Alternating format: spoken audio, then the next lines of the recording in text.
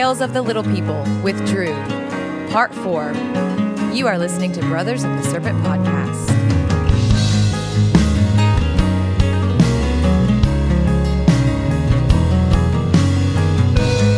And welcome back, ladies and gentlemen, boys and girls, angels and demons and monsters and serpents. This is Brothers of the Serpent Podcast, coming to you not live from the 10x10x10 Tangent Cube of Science, where we are nestled amongst the dusty bones of an ancient seabed high atop the Edwards Plateau.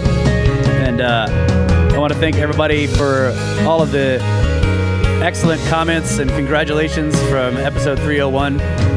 All of you who enjoyed Kyle's ending theme song. Yes, it's fantastic. And of course, there was more conversation from that episode on the Patreon, and that theme song will also be going up there at the end of this week as well. So you can find it and the 201 theme on the Patreon.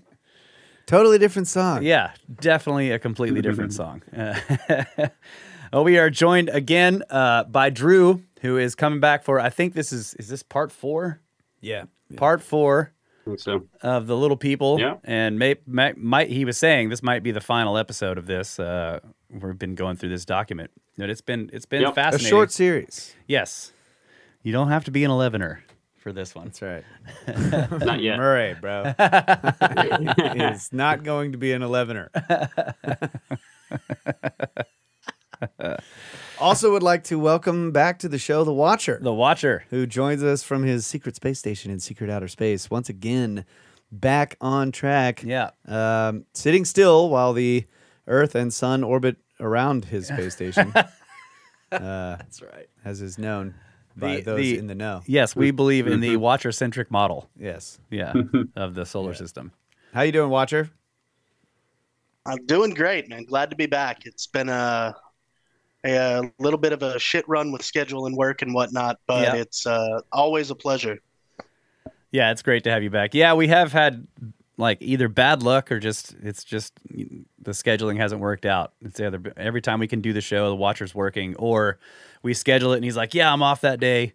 And then we have to reschedule for some reason, and then he can't do it. So it's been happening over and over and over for the past, 5 or 6 weeks. So it's great to have you back, buddy. Yeah, I've actually found myself trying to start up, snaky conversations with strangers who have no interest because I've had podcast withdrawals.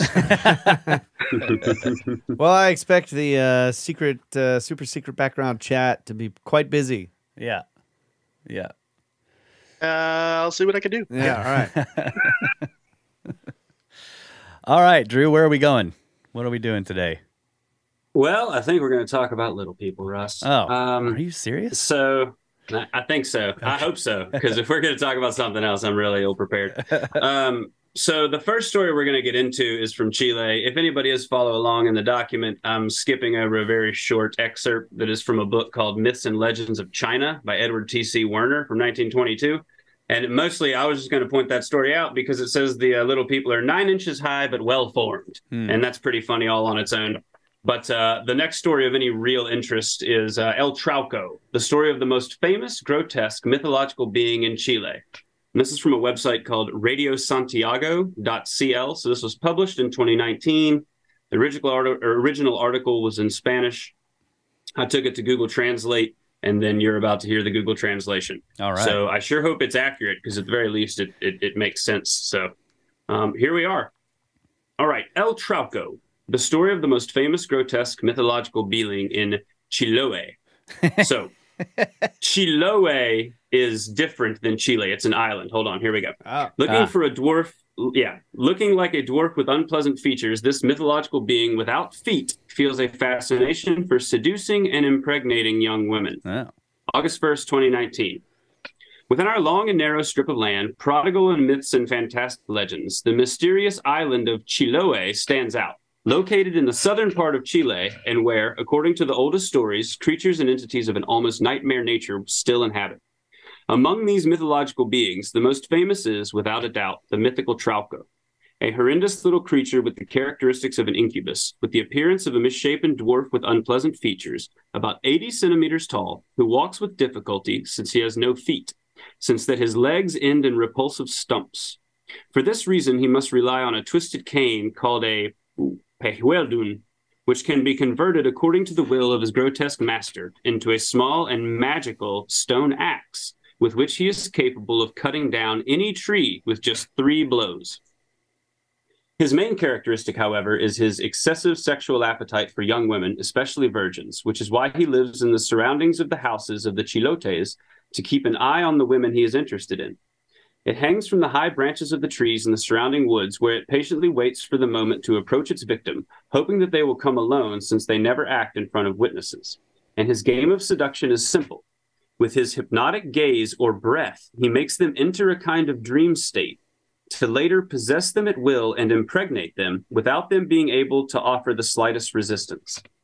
For this reason, legend has it that Chiloe parents always prevent their daughters from going alone to the forest for firewood or animals so as not to meet the repulsive and lewd creature, who after committing his sexual outrages at dusk returns in the company of his wife, grumpy and sterile, the dreaded Fiura, another monster of horrible ugliness.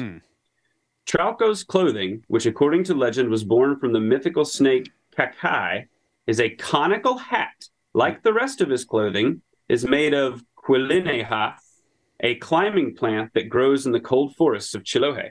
The inhabitants of Chiloé also affirm that this creature is characterized by having enormous strength and being able to do damage from a distance, being able to deform the face or break the bones of a man just by looking at him. Wow.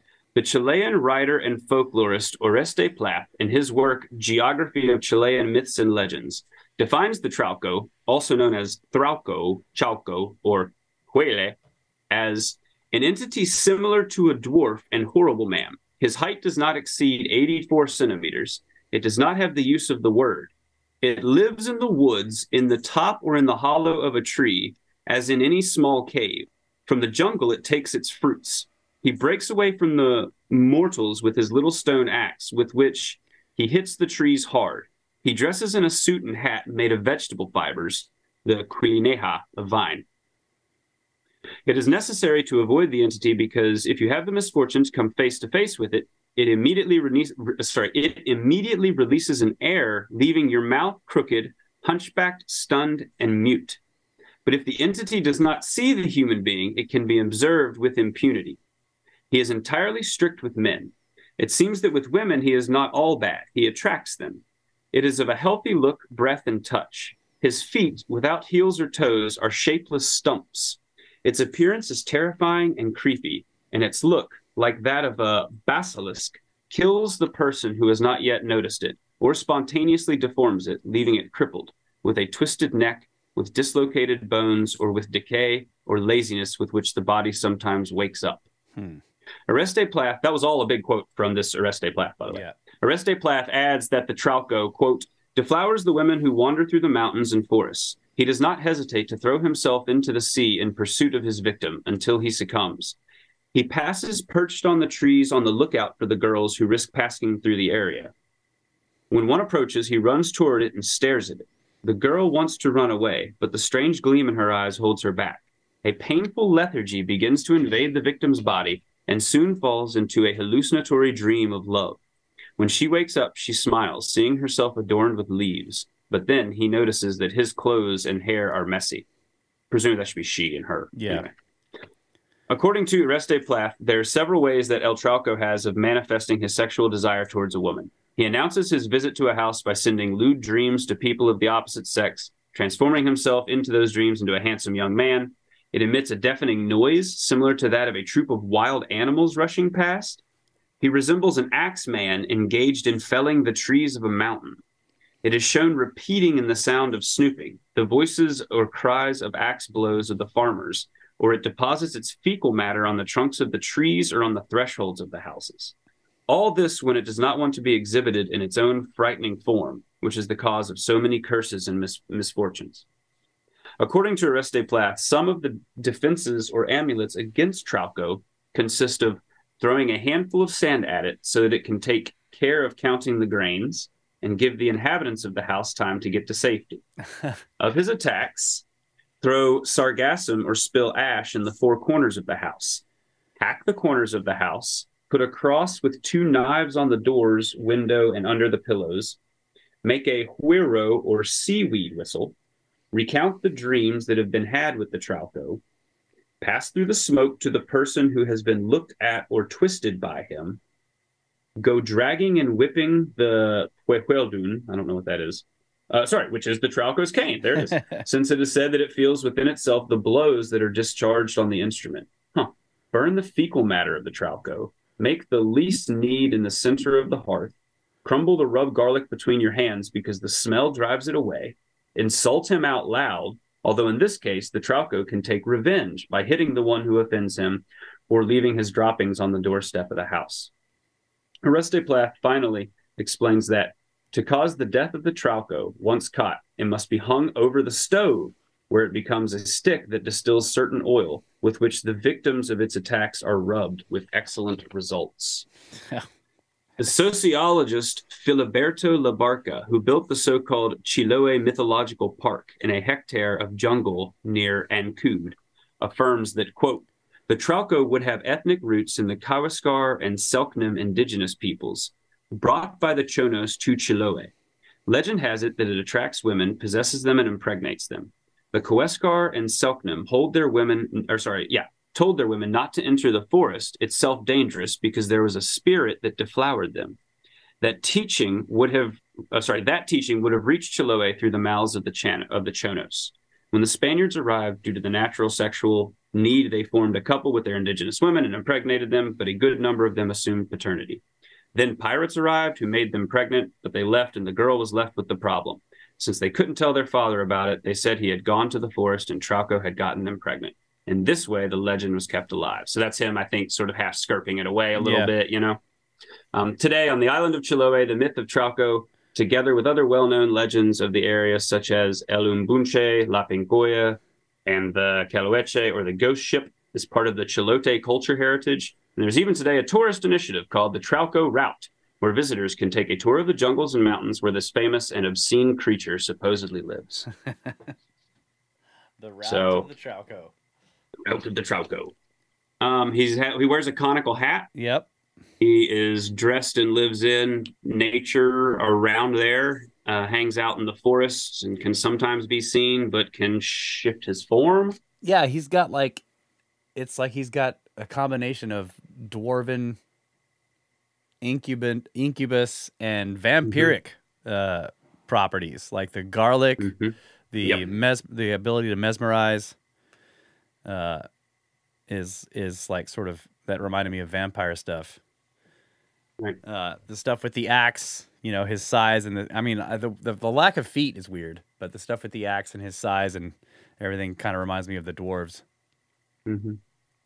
The lack of feet, I'm reminded of, I don't know what actually, but something I've listened to that was talking about how the lack of feet could be a thing about how they see them, but they don't leave footprints. Yeah. Yeah. So it could be that sort of thing, as that's just a way of saying it, you know? Yeah. Yeah. But what I find most fascinating about that is you're talking about a small island of indigenous peoples off the coast of Chile. Yeah. That's a long way from where, I mean, that's a totally different culture that should have an entirely different system and does, in fact, an entirely different, you know, but those stories are surprisingly reminiscent. Yeah. So the Watcher says the measurements you were given there are like 33 inches. So it's... Yeah. Yep. Hey, there you go. Nice. Yeah. The art bell of significance. Yeah, Good stuff. Just under 3 feet. So that is dwarf sized. Yep. All right. Strange stories. Yeah, it's also very weird. Yeah. There's whole elements of that. Like he feels whatever's done to the cane is, you know, like it's a part of his body. That's pretty fun. Strange. Yeah. And I also just like that it's all these, we have these stories, they're in the woods, and then here's a whole paragraph of all the different ways you can keep them away. Here's a long list of traditions you can use. You can you can make a reed grass flute and play that. You can, Yeah, put ashes in the four corners of the house. Yeah. Right. Yeah. The grains of sand and giving them to count that. That's very I love reminiscent that. of cooking the eggshells. That is, you know? Yes, that is similar to Fae stuff where like they feel compelled to count things. Mm-hmm. I've seen that before in some of the fairy stories, that you can like throw a handful of beans at them and they have to sit there and count how many it was so you can get away. Right. Yeah. Yeah. Why is that the same? I don't know. Anyway. It's weird. Like, yeah. We got to update Right. that list. You know, Yeah. like give them a pinball machine. Mhm. They're just freaking on it forever. Yeah. Yeah. Have you tried Tetris on Game Boy? Yeah, Like, Throw a you Game can Boy lose at a 'em with decade. Tetris You can on lose a it. decade with that.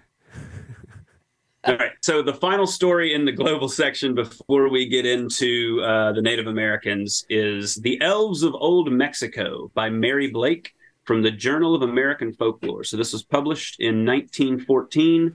I've got the full, published details in the document. I pulled it from JSTOR, so you know it's legit. All right. So I'm going to read the article in full. I believe it's like a few sort of short stories cut up, and I'm just going to run through it here. All right. The Elves of Old Mexico. The following data were extracted from a manuscript by Miss Mary Blake of Mexico City relating to the belief in duendes in Mexico. They were given to her by Luciano Munoz, age 73, a native of the state of Leon, Mexico. So age 73, this was published in 1914, so we're going back to the mid-19th century. All right. How the elves punished a quarrelsome man. In former times, there was a ranch called La Loma de Bufanda, which I still think exists under that name. The owner had good land, and he had 2 large barns, one for wheat and the other for hay. Near the barns was a house where the overseer, Jose Maria Ruja, lived. The household consisted of Jose, his wife, 2 sons, and 2 daughters. One son was a cowherd, the other a shepherd. Now, this family knew that duendes inhabited the barn, which held hay. They had sometimes caught glimpses of them, and they described them as lightly clad children of diminutive stature. The shepherd was a gentle lad who'd made himself a rude musical instrument like a flute, and on Sundays and holidays he often sat among the haystacks in the barn and played little tunes to the elves. He would hear childish giggles of delight, quickly suppressed, followed by stealthy footsteps towards him, but he rarely saw the little ones on these occasions. At the close of the concert, a half-eaten fruit or a bright-colored pebble, and sometimes a live frog or a harmless little snake was dropped at his feet. The elves were like small boys in their tastes, and gave the shepherd the things most prized by themselves. Once there was a dance given at La Loma, and to this there came from a neighboring ranch a man who was of the most quarrelsome. He began by asking the shepherd's betrothed to dance. When she refused, for of course no respectable girl cares to dance with other than her promised husband, he insisted and tried to pull her from her seat. Then the cowherd, who stood near, said, "Friend, this maiden is betrothed to my brother. Find yourself another partner." At that, the quarrelsome fella, whose head had been heated by drink, answered, "I dance with whom I please," and pushed the cowherd aside so violently that the overseer's son fell against a stone bench and cut his cheek. The girl screamed and hid her face in the scarf. Well, all the young men with one accord hustled the brawler from the courtyard where the dance was going on to the hay barn, into which they thrust him and locked the door, saying, "There can thou pass the night, dancing with whomever lady mouse pleases them." With much laughter, they returned to the dance, leaving the quarrelsome man to kick the door and shout maledictions. At last, the fellow grew tired of his occupation, and lying down upon the hay, he fell asleep. In a short time, he woke with a scream from a dream of being buried alive, to find himself completely covered with the hay. He shook himself free from it and composed himself to sleep again. But no sooner had he closed his eyes than great bundles of hay fell on him. "There are other prisoners in the barn," thought the quarrelsome man, and he called in a loud voice, "Who are you, and where are you?" There was no answer. The man, as was his wont, began to shout insults, which were answered by a perfect shower of hay. He groped around the immense building among the stacks, but he found no one. At last he lay down again, and was again nearly smothered. He knew his tormentors then, and began to plead, "Duendes, pretty little duendes, let me sleep." He could go no further, for a fistful of hay was suddenly thrust into his mouth. He was half strangled, and each of his painful coughs brought a peal of laughter from the surrounding darkness. When he had recovered a little, he explained, "Unless you little brutes leave me alone, I shall set fire to the hay, even if I myself perish with you." Now this was a threat that the man was powerless to put into effect, as he had nothing with which to make a fire. But the elves were so frightened that they were perfectly quiet after that. and just before dawn the quarrelsome man fell asleep. The young men came early to release the prisoner, who was mildly shaken by the night past. He related what had happened, and all, narrator as well as listeners, found the account so interesting that they went off to drink coffee together and to astonish the women with their tale. So there we go. Yeah, see. All right. There we go. It all worked out. All right. How the elves helped on a moving day. A family were troubled by duendes who had taken possession of their house. For this reason, they decided to move. While they were traveling along with their household utensils, the mother exclaimed to her eldest daughter, "We have forgotten the broom." At once they saw the window astride their pig holding the broom across his knees. Oh, sorry. It's from copying from PDFs. At once they saw the duende astride their pig holding the broom across his knees. He told them that the duendes were moving with their family. Therefore, the family moved back to their former quarters. Yeah. Yeah. What's so the actually, point? I think this one is an image, and I had to do like talk to text and try to get it all right. So Okay. anyway, whatever. All right. The last of the short little things here is a few paragraphs. How the elves may be subdued. Duendes may be given away in the following manner. Driven. Instead of putting away the dishes in the kitchen, place them each night ready for use with cornmeal dough on the meditate. I'm not sure what that is. My grandmother did this, and there was never any more disturbance, said a wise old woman to the narrator of the above. Whenever anything disagreeable occurs, say aloud, "This is for the duendes." For instance, if you cut your finger, stumble on stones, or are seized with cramp, say, "This fall is for the duendes."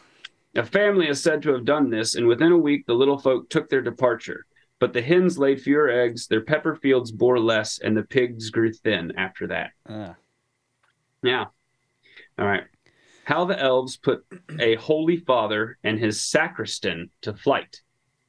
In the ranch of San Geronimo, jurisdiction of San Francisco del Rincon, many old houses were full of elves. In one house in particular, the sprites were riotous from 8 at night until dawn. The master of the house went to the priest of the nearest village and begged him to come and exorcise the spirits. The priest willingly consented, and the next night he arrived on horseback, with his sacristan mounted behind him, bearing all the articles necessary for the holy task. "Now, father," said the man of the house as he helped the good man dismount, "my son will unsaddle and feed the horse, while you and the sacristan will have a bite to eat before the service." The three entered the house and were soon seated upon a bench, while the man's wife placed before them 3 earthen dishes of pork cooked deliciously with green peppers, herbs, and olives, a pile of fresh tortillas, and 3 jugs of pulque, the national drink of Mexico, the juice of the muguay plant. Each man rolled a tortilla to use as a spoon and dipped it into his dish. Just as the little father had swallowed the first savory mouthful, a clamor of small voices began in the next room. He let his tortilla fall into the dish and asked, "Who is in there?" "The duendes, father," answered the woman. "It is the hour when they begin their pranks." Just then there was a sound of metal being drawn back and forth over a stone. "What are they doing now?" inquired the sacristan. A shrill voice from within replied, "We are sharpening a knife, which we could use to cut off the priest's head." "Saddle the horse and follow us with it," cried the priest to the man of the house as he started running down the road, dragging the sacristan after him. They continued to run knee-deep in dust until they fell upon the moonlit road exhausted. There the man with the horse helped them and assisted them to mount. The priest advised the horse owner to sprinkle the home with holy water. The man returned to his home and sprinkled the holy water over the floors and walls of his 2 rooms. But the elves were never so boisterous as that night. The duendes never left that house, it is said. They seemed to bring prosperity to a house. It is certain that their hosts never lacked good food and raiment. It's interesting, like these stories, they seem to combine the aspects of like a poltergeist or some kind of haunting, like they even to the point where they invite the priests to come, but they're calling them elves or sprites. So that's interesting. I wonder if you could look at that, like do houses that have ghosts or poltergeists or whatever also have, like what are they saying? Their pigs are fat and their crops are good, Yeah. Yeah. And it says at the end of that, the Duendes never left that house, it is said. They seem to bring prosperity to a house. It is certain that their hosts never lacked food and raiment. So if they're there, prosperity is too. Right. And so you have to sort of work with them. And in one of the previous stories, they drive them away and then the prosperity goes away, right? It's interesting. Right. Yeah, exactly. But the whole, like, they're throwing pebbles, you know, this kind of reminded me of like poltergeist stuff that you read about, like that you hear laughter or whatever in the rafters, and then stuff gets thrown at you, toss little pebbles and stuff, start flying around in the house. Yeah. Yeah. You know, but okay, taking the one story where the either shepherd or the cowherd, I can't remember, but one of them plays to the Duendes, you know, in the haystacks, and plays to them. He can hear giggles and hear footsteps coming towards him, but rarely sees them. Yeah. Is poltergeist activity is that the kind of thing people call upon like that? Like, do people have fun with it like that? I mean, most of the poltergeist stuff I've read about is the people experiencing it don't think it's fun.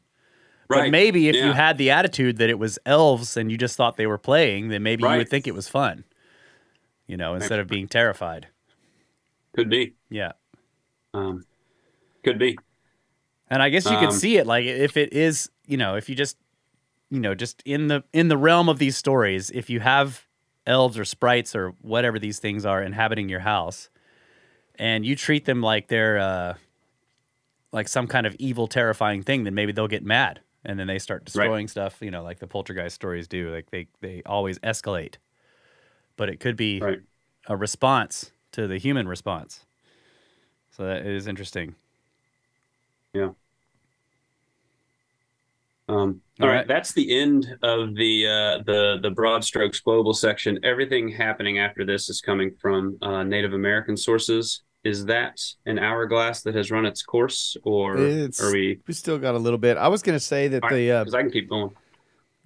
I mean, this is a little bit broader interpretation,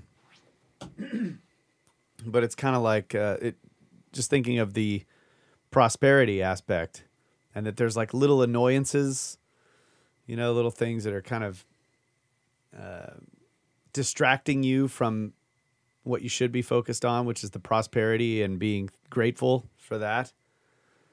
That, like, the moral of the story is, if you focus on these little annoyances and you're trying to drive those away and become obsessive over those, you can lose that prosperity rather than just like taking them in stride and finding a way to work with the difficulties or the annoyances, and continue in the prosperity. So it also makes me think about, like, you know, we've talked about this before, what we call being on the path. Like, if you're sort of wading into unknown territory in your life and you're trying to do something, and you feel like, okay, you've had opportunity come your way and it could be really good. Like, there's the potential for something great to happen. There's something always that happens that seems to threaten that opportunity or possibly take it away, or destroy it or corrupt it in some way. And we've learned, and sort of like, you know, bouncing off each other in these scenarios, it's just like, dude, you know, you're on the path. Like, just don't react to it. Don't focus on that. Just ignore it. And keep going, because it's almost like, I don't know, the way we've described it is like there's the enemy, and maybe we shouldn't look at it like that. But there's this idea that, like, more in a spiritual way, like the enemy is trying to stop you from reaching that success or benefiting from that opportunity, and you can get sidetracked by it and therefore lose it. Yeah, or your reaction to that, if you dwell on it, can poison the entire enterprise, right? So you just have to be like, bro, this is actually a sign that this is going to be a good thing. This is going to be good. It's going to be prosperous. And just keep focus. Going. So that's what it makes me think of. And maybe this is, because of course I'm looking at these stories in two different ways. One, you know, the way you're presenting it, that there are all these interesting connections between all the different places in the world and the different times where these stories are being told. But for me, I'm looking at also like, I've always been curious about where did these superstitions come from, and where does all this stuff like the garlic and all this, it's so strange. Yeah. But that maybe there's some kind of moral to the overall story, or maybe there's contextual elements that has to do with the culture or the crops that they were growing that we don't understand.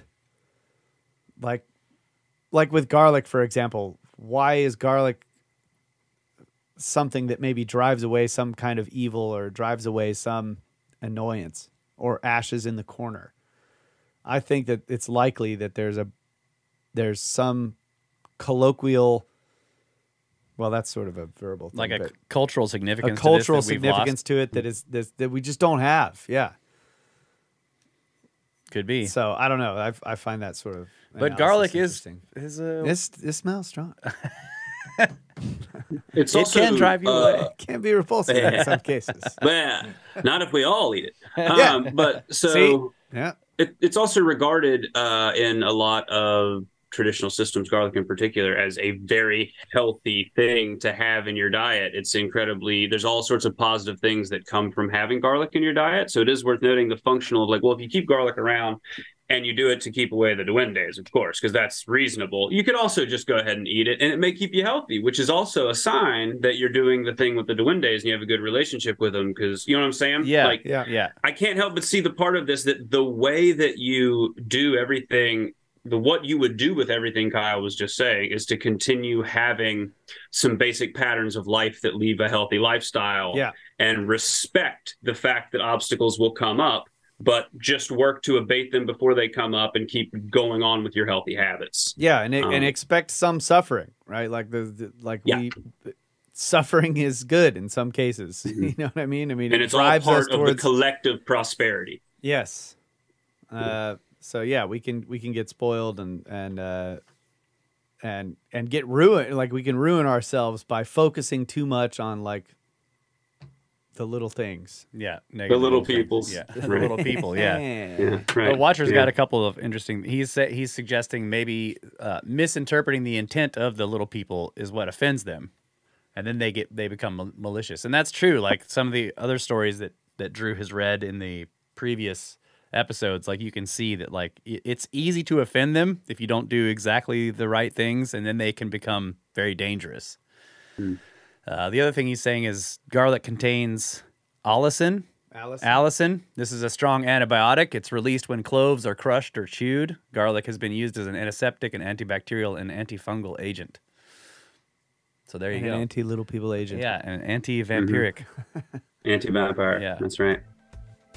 Well, in some cases, bacteria are little vampires. That's right. Indeed. Their energy away. All right. Break We'll be time. right back. Yeah.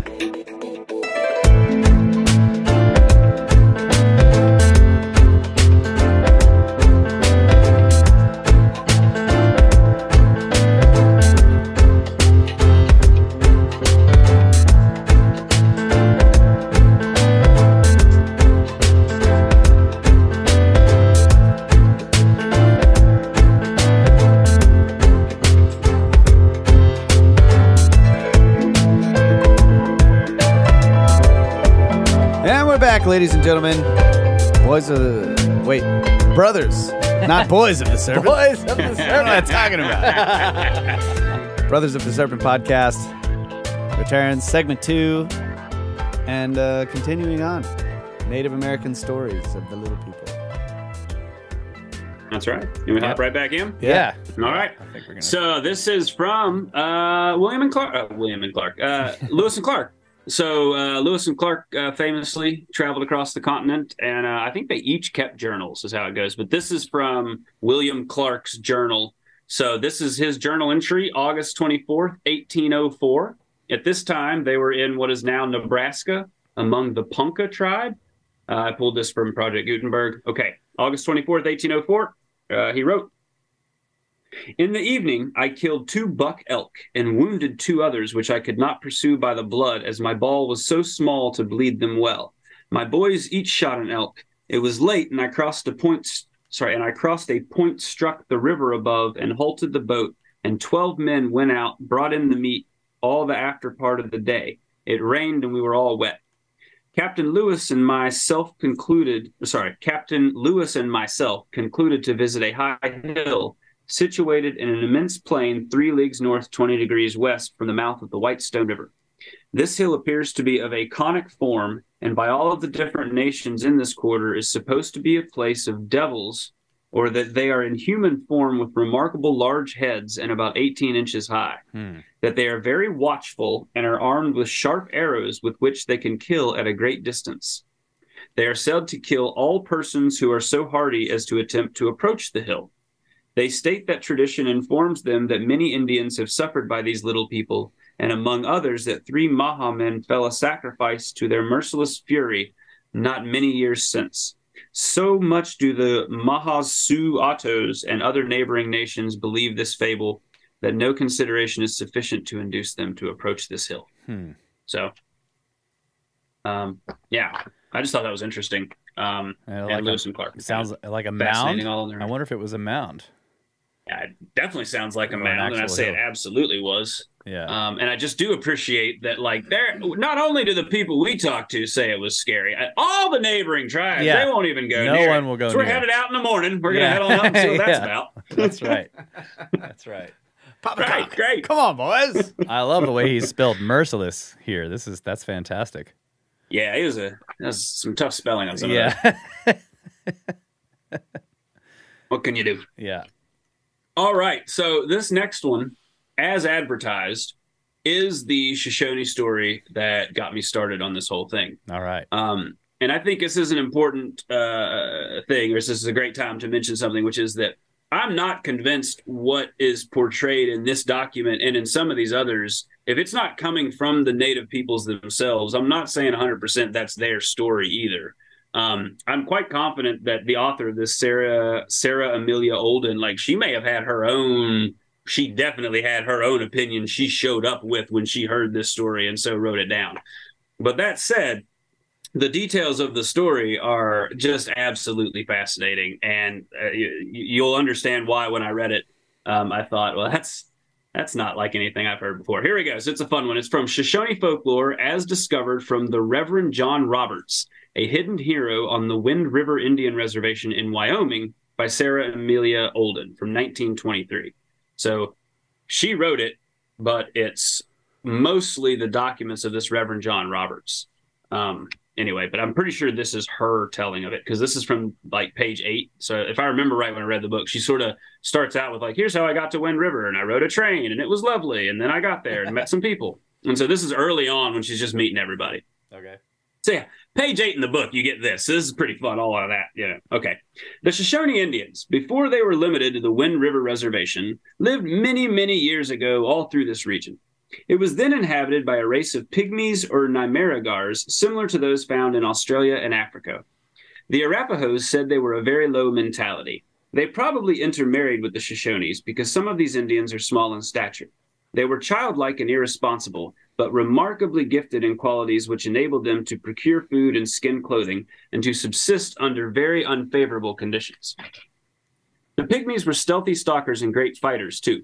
The shots fired by these little people with poisoned arrows and unerring aim meant sure death and picked off the intruding Shoshones rapidly. The Arapahoes say they were also cannibals. They even hunted them down, carried them to their houses hewn out of rocks in the deep canyons, and ate them. To this day, the houses of those pygmies can be seen in the depths of the mountains, and many of their skeletons have been found. One brilliant moonlight night, a daring pygmy gave chase to a big Arapaho. The latter, on coming to a narrow stream, leapt over it. The pygmy looked before he leapt and found the stream too wide for him to jump over. Seeing the moon and stars reflected in the water, he said to himself, "That creek is too deep for me to cross," and returned to his people. So the Arapaho escaped uninjured. The Shoshones say the pygmies looked something like our Santa Claus. They were clad in goat skins and always carried a great quiver of arrows over their back. Not so very long ago, a Shoshone actually beheld one. He was walking on the edge of a very high cliff when he heard a cry like that of a child. Looking down cautiously, he saw one of the little people on a ledge, being mercilessly attacked by an eagle. The Shoshone clambered over the rocks and drove the eagle away. The little fellow expressed deep gratitude, telling the Shoshone he had saved his life. It was almost impossible to kill these little people, but they were so tormenting that the Arapahoes were determined to get rid of them. So they made war on them and exterminated the whole race. They hemmed them in a great gorge or canyon through which ran a rushing stream. Out of this canyon there was no way to escape except in the direction of the enemy. The beleaguering Indians had set fire to the brush in the canyon, which was rapidly making its way towards the pygmies. They gathered in council with a view to devising means of escape. One little fellow stood up and called out to his people, "Who knows most? Let him stand for it and tell us how we can save our women and children from being consumed by the advancing fire." A little wise one stood up and replied, "We will dig a hole in the sand and put our women and children in the hole. Then cover them with an earthen roof so that the fire cannot reach them."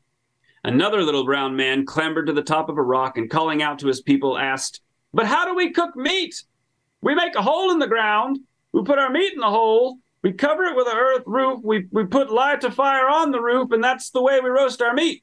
Do we want to roast our women and children?" So that plan was abandoned. The crier again went through the ranks and called out to his people, "Who knows most? Who knows most? Let them now tell us how we can save our women and children from the advancing fire." Directly, another little pygmy named Solomon arose and said, "Yeah, that's weird, right? Yeah. Okay. We will place them in the river with their heads above water. That is the way we will save our women and children." After a short silence, another little pygmy mounted a rock and asked the assembly, "How do we boil buffalo meat?" He himself replied, "We make a hollow in the ground. We open out the buffalo hide, and fitting it carefully in the hollow, we fill it with river water. We put our meat in cold water. We get a fire and heat rocks and drop the hot rocks into the water until it boils and cooks our buffalo meat. That is how we cook our buffalo meat. The fire is advancing upon us in the brush on each side of the creek. It will heat the rocks, boulders, and stones. Do we want to boil our women and children?" So that plan, too, was not feasible. In despair, again, the tribal crier called out, "Who knows most? Who knows most? Let them again come forth and tell us how we can save our women and children from the fire that draws near us." Then an important little wiseacre, as brown as a berry, stood forth and said, "I know of a plan by which we can save our women and children from the fire. Do you see these tall trees around us? Let us now hurry early, build nests in the topmost branches, and let us place therein our women and children, where they will be safe and out of reach of the fire. That is what we will do." Then one and all shouted, "He knows most! He knows most! He has shown us how to save our women and children!" So the nests were placed very high in the trees, and the women and children were packed in them for safety. Meantime, the great sea of fire was rolling up the canyon and soon reached the trees, burning them down together with the nests. So the women and children were all destroyed. The pygmies themselves had no means of escaping, and that is why there are no pygmies to trouble us today. Wow. What the hell? What is that? Like, again, with anyway. the destruction by fire is interesting. And Right. Of course. All the good ideas were like, Yeah, the kicked good out. ideas are like, no, this is not going to work. Right. And the thing of like, so early, the very first descriptions were things of like, they're stupid people, but they're really good at procuring food. They're stealthy stalkers. They have these arrows. They can shoot from a great distance. Like that all sounds very familiar. Yeah. But then there's this ridiculous yarn about why they're not around anymore. Yeah. And it's with lines and dialogue and everything. It's Yeah. great. Yeah, I love mean, how it's not. It's terrible, but it's ridiculous. The Shoshone are telling this story like, wait, which one of you was About there? Yeah. To hear Love them it. have I mean- this council. Yeah. But also, Well, it's the same. It's the same with the story about the guy who, or the group who was running from one of them. And it's like he came to the river and he looked at it and Yeah. he's like, "Oh, I can see the reflection of the moon and stars. I yeah, can't jump I over can't this. jump How over do I-" this. Yeah. It's like, How do they you know? were running I'm from out. it. How do you know what he said to Right. himself? Yeah. How do you know what he Right. thought? Right. Yeah. And also, of course, there's the whole like one of them was being attacked by an eagle. So they're still yeah. at war with the birds. Still at war with the birds. It's true. I didn't think of that. Like, listen, I mean, it's very easy to think that war is over. And I'm here to tell you, friends, not over. It's not over, Not bro. over. It's not over. And of course, they So- look like Santa Claus, right? Right. Yeah. That's fun. That's actually, I think, maybe the second time in this whole presentation that Santa Claus has come up. Yeah. I don't know what to do with that, but it's there. Well, I mean, he's very. I mean, Santa Claus is like an elf, right? He's small enough to Right. come down a chimney. Yeah. That's right. Oh, and just to do a self plug. Wait, I had it noted in here what episode it was. With the episode 224. Brothers of the Serpent episode 224, UFOs Part 7. There's the Santa Claus thing. The snaky night before Christmas. That's right. Yeah. You wrote that Self-plug. in. Yeah. A famous LP email that was read on the show. Yeah. It's more relevant now. See, it's much more relevant now. Anyway. All right, continuing on. Yeah. The Little People, or Makiawisug, from the Milwaukee Public Museum's website from 1999. I think this is one. Yeah, I had to go to archive.org to pull this. The webpage cites the source as being adapted from William S. Simmons' 1986 book, presumably, Spirit of the New England Tribes, Indian History and Folklore from 1620 to 1984. So that's broadly what I'm quoting from. I'm assuming this is William S. Simmons' work. Yeah. So if not, Bill, write me an email. I apologize. All right. The short article quoted in full here. Long ago, before white people came, there were giants and little people as well. These little people were called Makiawisug by the Mohegan, and those who were especially perceptive could see them sometimes in the woods. They were generally friendly to the Indian people, especially if they were left alone. The little people were quite shy, and if you stared at them, they would point their finger at you, and then you could no longer see them. And they could cause mischief, and you wouldn't know whether they were doing it or whether it was just an accident. If the Makiawisug came to your house asking for food, you should always give them what they wanted.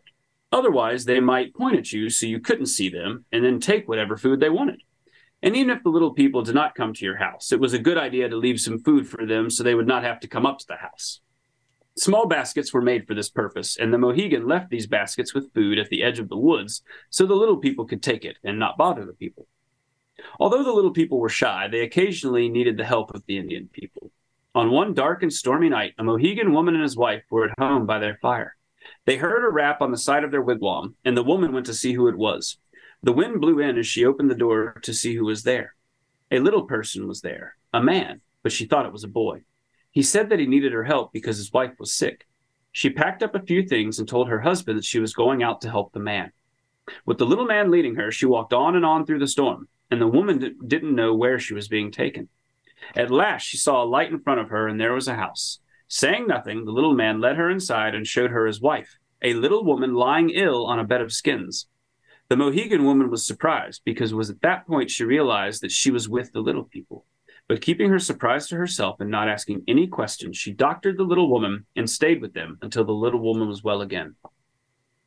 Because the little woman was better, it soon was time for the Mohegan woman to go back to her own wigwam. The little people gave her presents, thanking her for the kindness she had shown in leaving her own home to take care of their sick little woman. The Mohegan woman packed up her belongings and medicines, and then the little man put a skin blindfold over her eyes and led her away from their house and back to her own. When they arrived, she took the blindfold off, but the little man was already gone, and she could not tell what direction they had come. She told her husband about her adventure, and they wanted to find the little people, and looked for them, but couldn't find them. Some think that the little people died out when the whites came, but the Mohegan feel that they just lived far back in the woods and show themselves only to those who still believe in them. Interesting. So that's very reminiscent of midwife stories from Fae Folk. It sounds stuff, like which a midwife story. I don't think I read one, but it's very, very similar, except it doesn't she doesn't get her eye gouged out in the end, which is nice. Right. So it's also interesting, like, I don't know why I was thinking of this, but I was wondering what this story would sound like from the other side. This guy goes on, like, basically his wife is sick, so he goes on a quest to find a giant to bring back to heal his wife. A giantess. A giantess. And, yeah. a giant that he knows, because the preamble to that was that sometimes they need the Indian, they need the native peoples to do things. So that would be, go and get one of the healing giants. Yes, exactly. Get the healing giant and bring her back. Yeah. But you have to make sure that she doesn't know where we are, right? So there's all this. Yeah, it's just interesting. Yeah. Make a series of convoluted turns and things. Yep. Yeah. Yeah, you're right. It is very reminiscent of the midwife stories. I think I've read one that's similar to this too, where it's somebody is sick, they went and got a healer woman. But that's interesting. I mean, just so we could talk for hours on why are they so similar?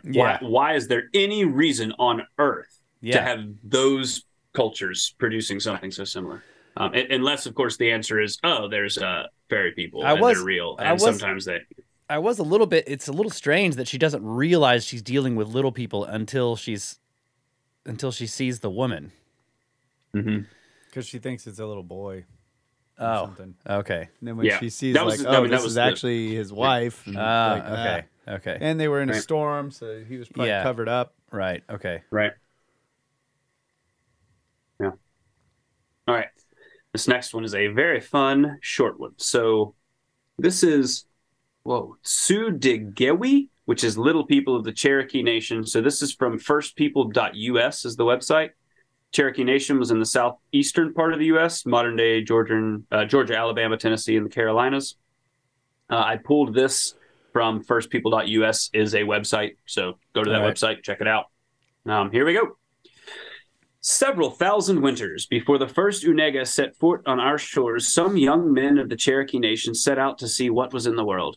They traveled south until they came to a tribe of little people called Tsudegewi. These people had very unusually shaped bodies and were hardly tall enough to come up to a man's knee. They did not have houses, but lived in nests scooped out in the sand, which were covered with dried grass. The little fellows were so weak and puny that they could not fight at all and were constantly afraid of the wild geese and other birds that came in great flocks from the south to make war on them. Just at the time that the travelers got there, they found the little men in great fear because there was strong wind blowing in from the south and it blew white feathers up and down the sand, so that the Tsudegewi knew their enemies were coming and would be there soon.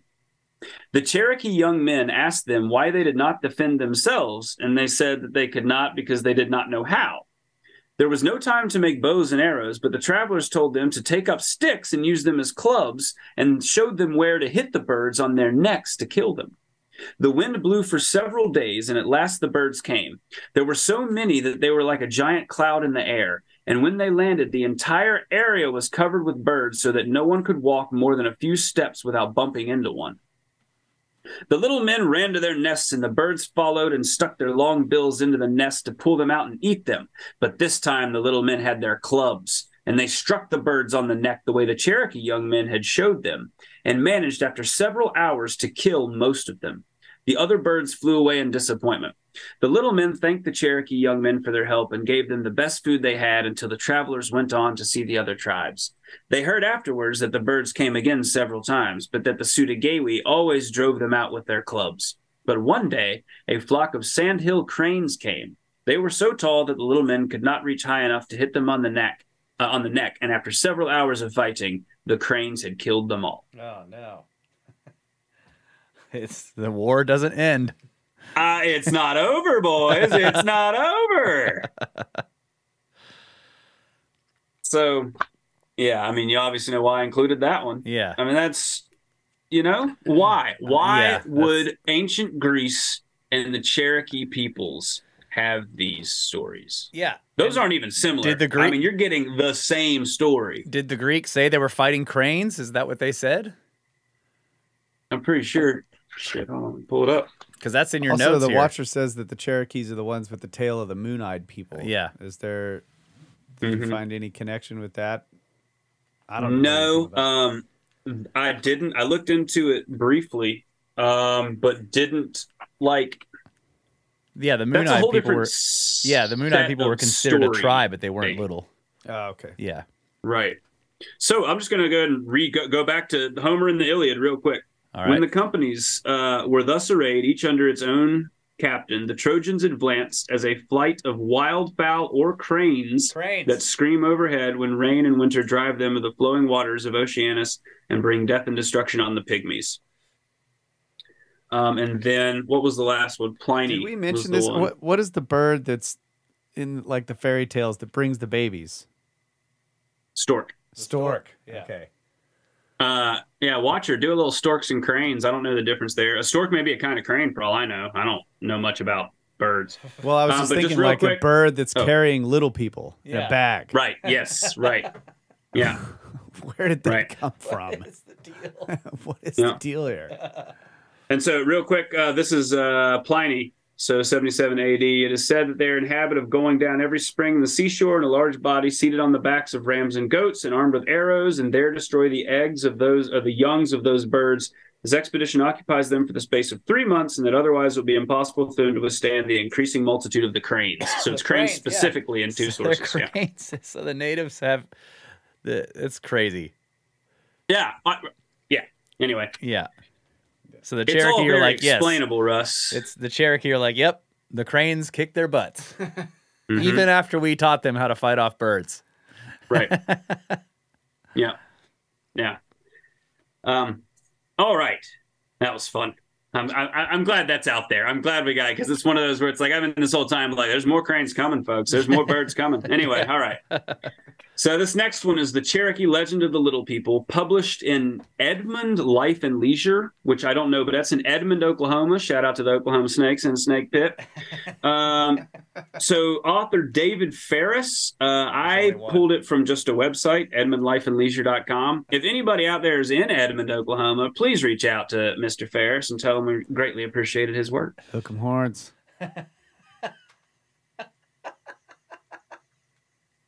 All right. Cultures from around the world tell about small humanoids with magical powers. Gnomes, fairies, elves, and hobgoblins share similarities with Little People tales of the North American Indians. However, the Little People are believed by many of these native people to be more than myth or legend. Especially to tribal medicine men who are powerless without their guidance, James Mooney in Myths of the Cherokee, published in the 19th annual report of the Bureau of American Ethnology in 1897, describes these little people as hardly reaching up to a man's knee, but well-shaped and handsome, with long hair falling almost to the ground. More than 100 years later, this magical race of little people is very real to those who learn the legend from their elders. Much of Mooney's research involved Cherokee from their original homeland of North Carolina. He learned that due to forced migration, the Cherokee of Oklahoma became estranged from their original customs and beliefs. Traditions handed down throughout generations became tainted by the white man's education and culture. However, many Cherokee legends did endure the cultural transition. One example is the belief in a race of small magical beings called the Soonzi? Soonzdi. I'm going to work on that. Betty J. Lombardi elaborated on Mooney's findings with additional research of her own in the spring 1984 issue of Mid-American Folklore, published by the Ozark State Folklore Society and the Regional Cultural Center at Arkansas College. Okay. Her article, entitled Comments on Little People Stories Collected from the Cherokee Indians of Northeast Oklahoma, revealed these delightful accounts. The little people of Cherokee folklore were capable of doing good deeds for people who treated them with respect. However, to look upon one was bad luck, potentially resulting in premature death. Such was the case with people lost in the woods who were rescued by these mystical beings. After finding their way home, they told of their strange encounters and then died. Usually those who encounter the little people are warned by them not to tell others. It is also considered bad luck to even speak of the little people. Instead, they are more safely referred to as Skilli, which means a witch or a ghost. Sometimes humans build their homes near the habitat of the Yunwi-Sunsi. It is important to leave food for them and not to block any of their paths. If the little beings were pleased, they did chores at night, like plowing fields and harvesting crops. Sometimes the people in the house hear the work being done, but know not to look outside. Yeah, I love that. That's just... I love that. That's excellent. Lombardi also found contradictory stories about humans who owned little people experiencing no ill effects. She recounts a tale from an 81-year-old man named Henry Swing. Another great name. We're knocking them out with the names in this run, people. Henry Swing. who swore his belief in the beings. He said he knew Wilson Angle, who kept two of them, a boy and a girl, to protect his property from being stolen. Swing said that Angle kept him in stone. Sorry.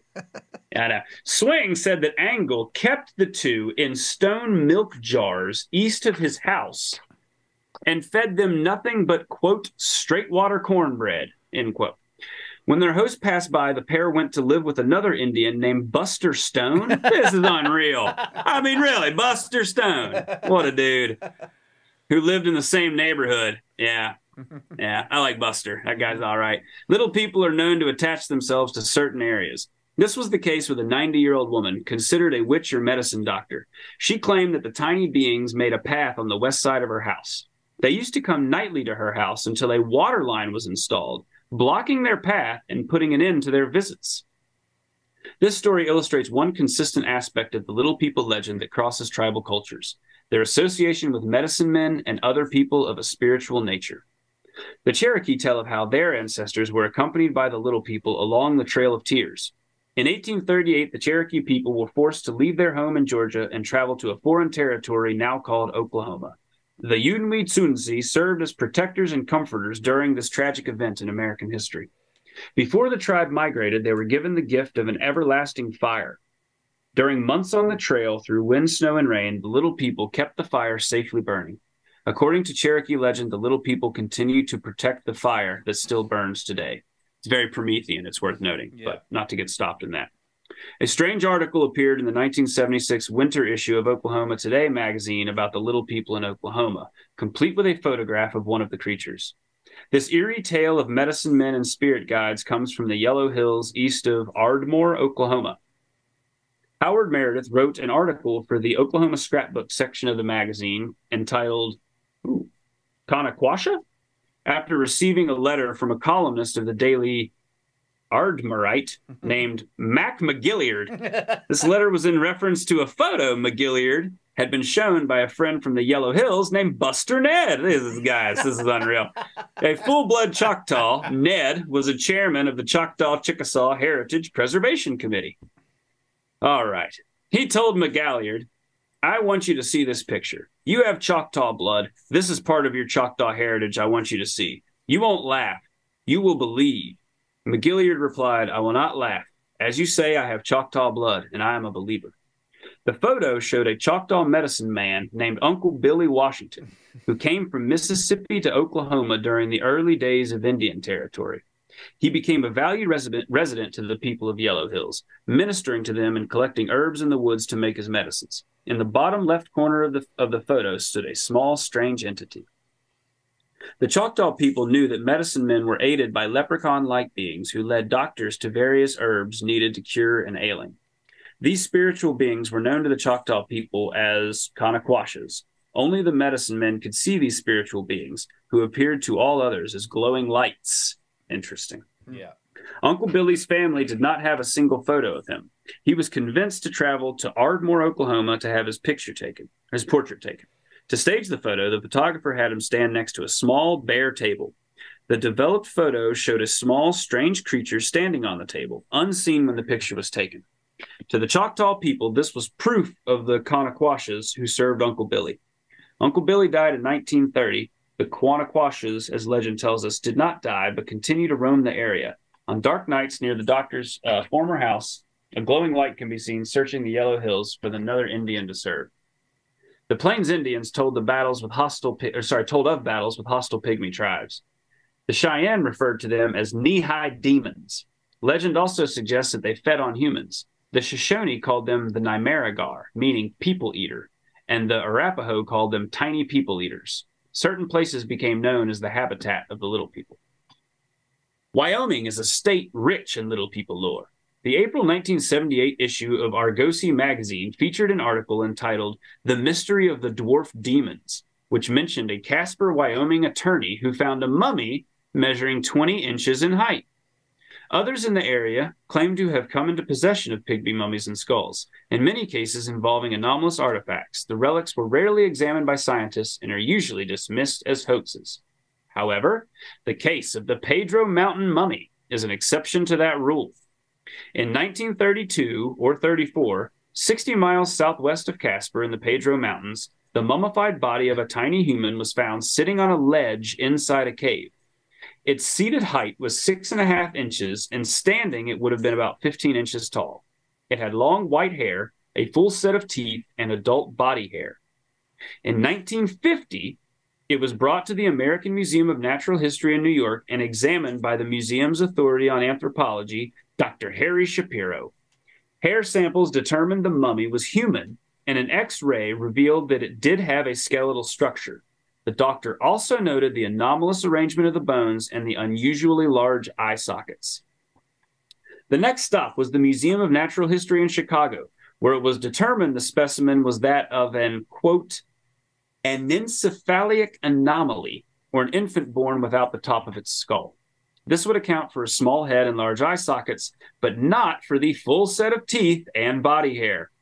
The tiny creature went through a series of owners who displayed the oddity for profits. Since 1975, its whereabouts are unknown. Yeah. In 1979, Dr. Shapiro's X-rays were given to Dr. George Gill, professor of anthropology at Wyoming University, who also concluded the body was that of an anencephalic infant. I'm probably getting that word wrong. However, others who for decades had an opportunity to see the actual mummy insist that it was an adult human. That's important to me, but here we are. In my first book, Mysterious Oklahoma, included a story in the chapter on ghosts, which might be more of an encounter with one of the little people. The incident took place before the U.S. Civil War. A Virginia aristocrat named George Merle lived with his Cherokee wife near the town of Park Hill in the Cherokee Nation. This is where he used to fox hunt with friends, aided by a pack of hounds. One night, the hounds were hot on the trail of something that they could not seem to overtake. One of the members of the hunting party was a newspaper man named S.W. Ross, and in 1937, he told the story of that hunt to the Indian Pioneer paper, An Oral History of Frontier Times. Ross is quoted as saying, quote, "From their excited baying, the fast-running animals were apparently quite near the object of pursuit. Merle and his friend, James Lotta, were riding after the pack. Major Merle and Mr. Lotta were close near the hounds, soaring at great speed, immediately in front of the foremost hounds. Hold on a second. Dwarf-like being with long black... What's up? Back up a sentence or two. You broke up pretty bad there. We're on to S.W. Ross, so we'll get into... Yeah, let's... You know what? All right. Time's up. Let's take a now? break. Yeah, you're breaking up pretty bad. Let's take a break and see if your internet connection straightens out. Yeah. All right. Yeah. Well, San Pedro mummy. Watcher says it's in a warehouse next to the Ark of the Covenant.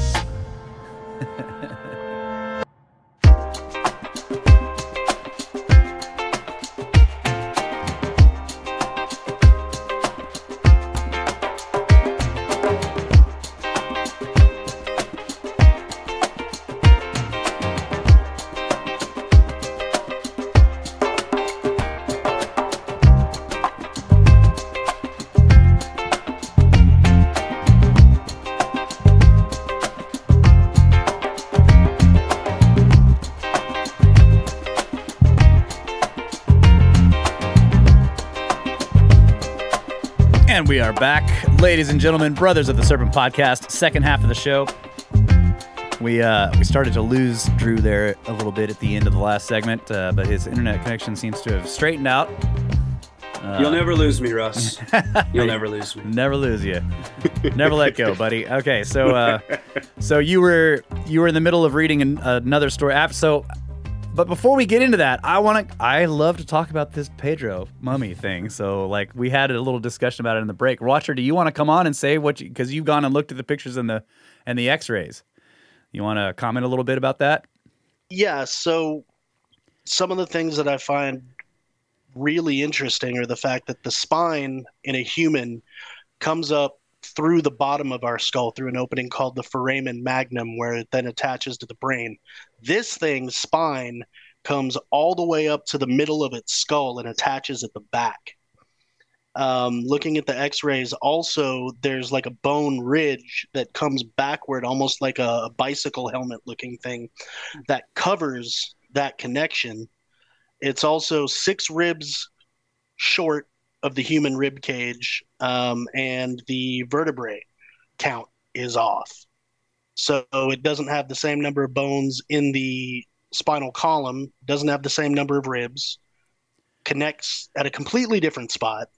I mean, it's not human. So, okay, so the next question would be, what do you know about this, what is it, anencephaly? Is that what it's called? This Yeah, so it's when you have a human infant, normal baby that's born missing plates in the skull. Like it doesn't have a fully formed skull. And so what ends up happening is the brain is vulnerable to damage because it can be pushed on. It can be usually during vaginal birth, because of the pressure of the birth canal, it'll cause enough trauma to the brain where you end up with a stillborn or a dead baby. Oh, okay. And it can make like a flattened part on the head, but it's usually misshapen like from all directions, not just in a single spot, like in the back of the head. And would it be common for that kind of birth defect to also cause the wrong number of vertebrae, the wrong number of ribs, etc.? No, absolutely not.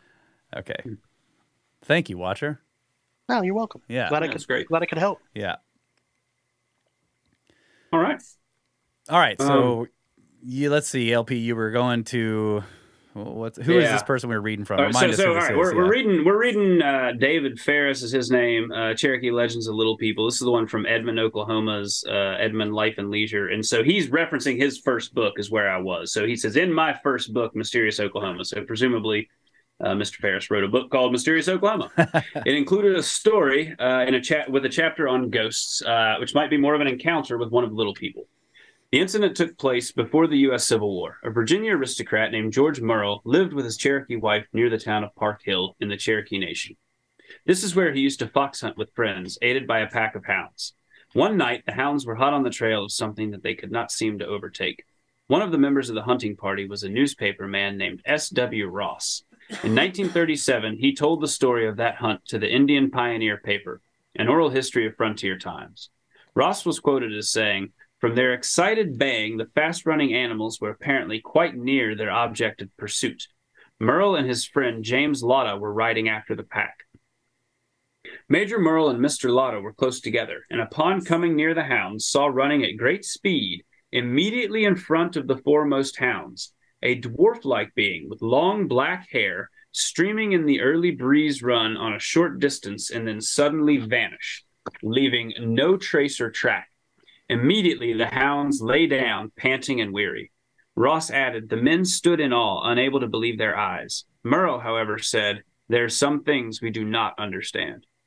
Toward the end of the 20th century, a new version of the Little People legend became popular regarding the Greys involved in alien abductions. Perhaps human beings have encountered diminutive entities throughout history, and reports have differed according to their cultures. Interesting. Well, So, I think you're yeah. you're proving that pretty well with all these stories. Yeah. Yep. Yeah. Yeah. You I know what enjoyed this kind of reminded me of, I have to admit. You got this missing 411 vibe here. Mm-hmm. They're chasing it, right? The dogs are extremely excited and they're just running on the trail, and the thing just vanishes mid-run, and the dogs all lay down and just stop. Right? Like they're on the trail, and then the trail just disappears and the dogs just lay down. They're like, it's strange. Yeah, and especially to do the 411 thing when you go back to, I think it was the first story, I think it was the Chile story with the mesmerizing of the girls in the forest. That's right. Yeah. If you can, if there's an entity that's mesmerizing women to believe they're in love with some entity in the forest, that's not too many steps away from being mesmered out of your normal consciousness in so many 411 stories. I mean, that's, and then just becoming lost. Yeah. The other one was there. One of these was saying like, lost people in the woods, when they're led back, when they're helped, they come back and then they die. Like, this is interesting. And they tell the story and die. Yeah. Okay, the next one is Wimitikani. Yeah, Wimitikani and the Hunter of the Lenape Nation. So this was published from, I'm guessing it's Lenape. I may be mispronouncing that, and if so, I'm sorry. But lenapenation.org is their website. This historical territory included present-day northeastern Delaware, New Jersey, and eastern Pennsylvania along the Delaware River watershed, New York City, western Long Island, and the lower Hudson Valley. So that whole region up there were the Lenape people, I believe. So a very short article here. There once was a man who was out hunting with several friends. They wandered off and let him alone. But even so, he was lucky and killed a young buck. He dressed it and put it on his back, and then he went looking for his friends. After searching for a while, with no success, he whooped to call them. Yoo-hoo, he called, and someone answered, ho-ho. The voice seemed close by, just across the valley. He ran to catch up with the person calling, but when he got there, he saw no one. Then he called again. Yoo-hoo. He heard, in answering the call, ho-ho, from the side of the valley he'd just left. Every time he crossed the valley, he would hear the voice coming from the place he'd just come from. Eventually, the hunter became angry. He threw down the deer and chased the person who was answering him. When he caught him, the hunter found it was a Wimaticanes, one of the little people, carrying a bow with bark on it. I'll teach you to answer when I'm calling my friends, the angry hunter said. For that, we'll have a fight right here. Kahila, yes indeed, said the little man. I'll fight, but wait until I take off my jacket. Wimaticanes take off a jacket made of corn husk, and the hunter was ready to fight. Wait, let me take this jacket off too, said the little Wimiticani, and he stripped off another one. He kept taking off jackets until he'd taken off 12 in all. Each time he took one off, Wimaticanes became smaller, and by the time the 12th jacket was off, he was so small, the hunter was ashamed to fight him. I won't fight you now, said the hunter, but I'll give you a name. When you get home, tell your people that someone named you Noxkumi. Answer me. And now I want you to answer me this. Why did you try to fool me? The Wimiticani laughed. I just wanted to see how strong you were and how far you could run carrying that deer. I was just thinking the same thing. Like he's running back and forth in this valley carrying a deer. Yeah, carrying a deer. Yeah. Yeah. So, the first time, oh, weird. He went, okay, miscommunication. Yeah. It's got a point where he's just, guys. Yeah. All right. Tricksters. Yeah. Trickster stuff. But also, he gave him a name. Yeah. He named him. And then that name bound him in a certain way. Your name is Answer Me. Now you do it. Yeah. Now you answer me this. Yeah. That's interesting. Something. That's something. All right. We're getting into the real fun stuff here. This is a really, really great story. All right. Blackfeet Legend of the Crazy Dog Society from the Monataca American Indian Council. So this was published on the website monataca.org as of December 2003. I had to pull it through archive, but here it is. So the closing of the article, just to give it where it comes from. This is a story as told to me by my elders, grandfathers, Medicine Philip Wells, and Chief Coward. Thank you. And then some Piti Sapopa Eagle Plume, December 31st, 2001, reprinted from the Blackfeet Community College 2002 calendar. So that's the source. This is coming from a person telling you this story, and it's excellent. Okay. Many years ago, the Piikani, or Blackfeet, were making the plains their domain. During the mid-1700s, this incident took place, and the result was the formation of the Crazy Dog Society of the Piikani. This legend has been passed down for many generations. The Piikani were going on a war raid to the east. Many warriors had prepared for a long time to go on this war raid. One of the warrior chiefs had a son that was about 10 years old, and he wanted to go on his own war raid with the other warriors more than anything. The young man had an uncle that was always ridiculing and teasing him. The uncle had a real good laugh when the young man told him he wanted to go on the war raid, and the warriors departed before the sun lit in the east. It was when the moon cast no shadow, and only one sound guided your moves in the dark. The trail was already cold when the young man decided to follow. He figured that when he caught up to the warriors, they would be too far along to send him back to camp, and he would be allowed to stay with them. The sun had climbed about halfway to the center, and the wind had changed direction to the north when the young man caught up to the warriors. The overjoyed young man let his presence be known by giving a loud war cry and the sound of the coyote welcoming the moon. The young man's war chief father was very concerned and told his brother, I will give you the responsibility to make sure that my young son is returned to camp to you. The young man's uncle was very upset with having to escort his nephew back to the camp and possibly miss the battle, one that he had planned to gain much prestige and bring back many scalps, possibly gaining a chieftainship. The uncle told the young man that he was going to bring him halfway back and that he was to return to the camp by himself. The little boy was told by his uncle that if he did not return to camp, he had to be escorted again that was going to kill him and throw him into the coulee for the coyotes to eat. The young man waited for his uncle to get out of sight, and he began to follow him again.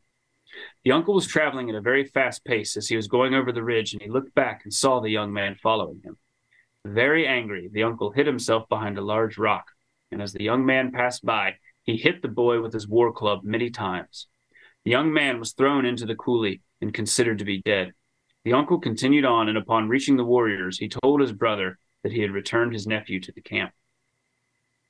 The sun cast a dark red glow on the rim of the coulee as the young man listened to the yipping of the coyotes. The young man remembered his encounters with the little people when he was about 3 snows, and how they always had some coyotes with them. The moans of the young man could be heard down the coulee. The hungry coyotes were anxious for their meal and rushed down the coulee. As they approached the young man, he lifted his head and told them, "I am little one that used to feed you and play with you many snows ago at my camp near the mountains." The leader of the coyotes stopped and looked at the young man and remembered his kindness to the coyote cousins. The old man coyote sang a song, and when he finished, he returned into a little man about 2 feet from the ground. He turned to the rest of the pack and told them, "I will doctor this young man and make him well. We will find out what happened to him." While the old man coyote was doctoring the young man, the rest of the pack turned into little people and began to sing. After 4 songs, the young man sat up and was healed of his wounds and injuries. He told the little people about how badly he wanted to go on the war party and how his uncle had tried to kill him. The little people felt very sorry for the young man and told him that they would help him get his wish. The old man coyote told the young man, "When I finish singing my song, I want you to begin to howl and sound like a coyote." As the young man started to howl and make the coyote sounds, that turned into a coyote. "We will make good time as coyotes, and we will be able to catch up with the warriors sooner." While they were running, the old man coyote told the young man the plan that he'd made for the battle. The little people, disguised as coyotes, came over the ridge just as the enemy, who had the Piikani completely surrounded and outnumbered 10-1, began to take their charge. The warrior chief of the Piikani began to sing and said to the other warriors, "Sing your songs and prepare for death as a warrior." The coyotes suddenly turned into little people, and with their little spears and arrows started to stick the horses in the stomach, and knocking the enemy off their horses and killing them as they fell off. The warrior chief of the Piikani watched as he saw the enemy falling off their horses and laying on the ground bleeding and dying. Only a few of the enemy made it to the Piikani, and they were killed. The warriors ran among the enemy and collected their prizes and took scalps. The little people turned back into coyotes and retreated to the top of the ridge and watched as the warriors took their scalps and acted like they had done the fighting. The young man's uncle was already boasting about the many scalps that he had earned. The warriors returned to camp singing their songs of praise and telling of their triumph over the enemy. The war raid had been a very significant victory for the Piikani. The head chief of the Piikani called for a gathering and victory celebration. He invited all of the society chiefs and warrior chiefs to join him in giving praise to the warriors that they had just won a very significant battle. The head warrior chief told the gathering, "I don't know how we won the battle with the situation we were in." He told of the way they were so badly outnumbered and totally surrounded when the enemy started to drop from their horses and lay bleeding and dying on the ground. The young man's uncle stood up and told the gathering that he was responsible for the victory because of his strong medicine, and the enemy just dropped over dead. He suggested he should be the new warrior chief. This was a time when the young man decided to tell the gathering the truth about how the Piikani won the victory. The chief of the little people, the young man, and the rest of the little people were at the edge of camp watching the gathering and celebration. They were still coyotes at this time. The chief of the little people told the young man, "Tell them the story, and if you need some help, just sing a song." The young man turned back into a little boy, and he walked into the center of the gathering. The young man's father, the warrior chief, was very happy to see his son and greeted him with much happiness because he had worried about his son getting harmed by the enemy. The warrior chief turned to his brother and thanked him for returning his son to camp and keeping him safe. The young man told his father, "I am no longer a young boy. I am a warrior and a member of the little people that saved all of you during the battle. The young man's uncle started laughing and making fun of the young man and calling him a liar and a fool. The young man told the gathering what his uncle had done to him and how he was lying about using his medicine to win the victory. Again, the uncle laughed and made fun of the young man. The head chief of the Picani stood up and told the gathering, "This young man has made a very strong statement, and I'm going to let him prove that what he says is the truth." The young man told the story about what had happened to him and how the little people had helped him and how they had killed the enemy from the ground. When the young man finished the story, the gathering was trying to imagine how such a story could be the truth. The young man started to sing a song, and as he was singing, the coyotes moved toward the center of the gathering and joined him in his song. The coyotes began to turn back into little people.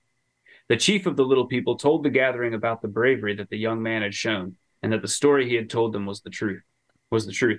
The chief of the little people told of how the young man had tied himself to a bush to ensure that he couldn't leave the battle until it was all over. The chief of the little people said that he went and cut the bush and proclaimed the battle over and the victory won and the final retreat of the little people back to the ridge as coyotes again. The young man stood before the chief of little people and was proclaimed a warrior chief of the little people. The head chief of the Picani stood up and proclaimed the young as the head chief of all warriors and a place of prestige among the Picani.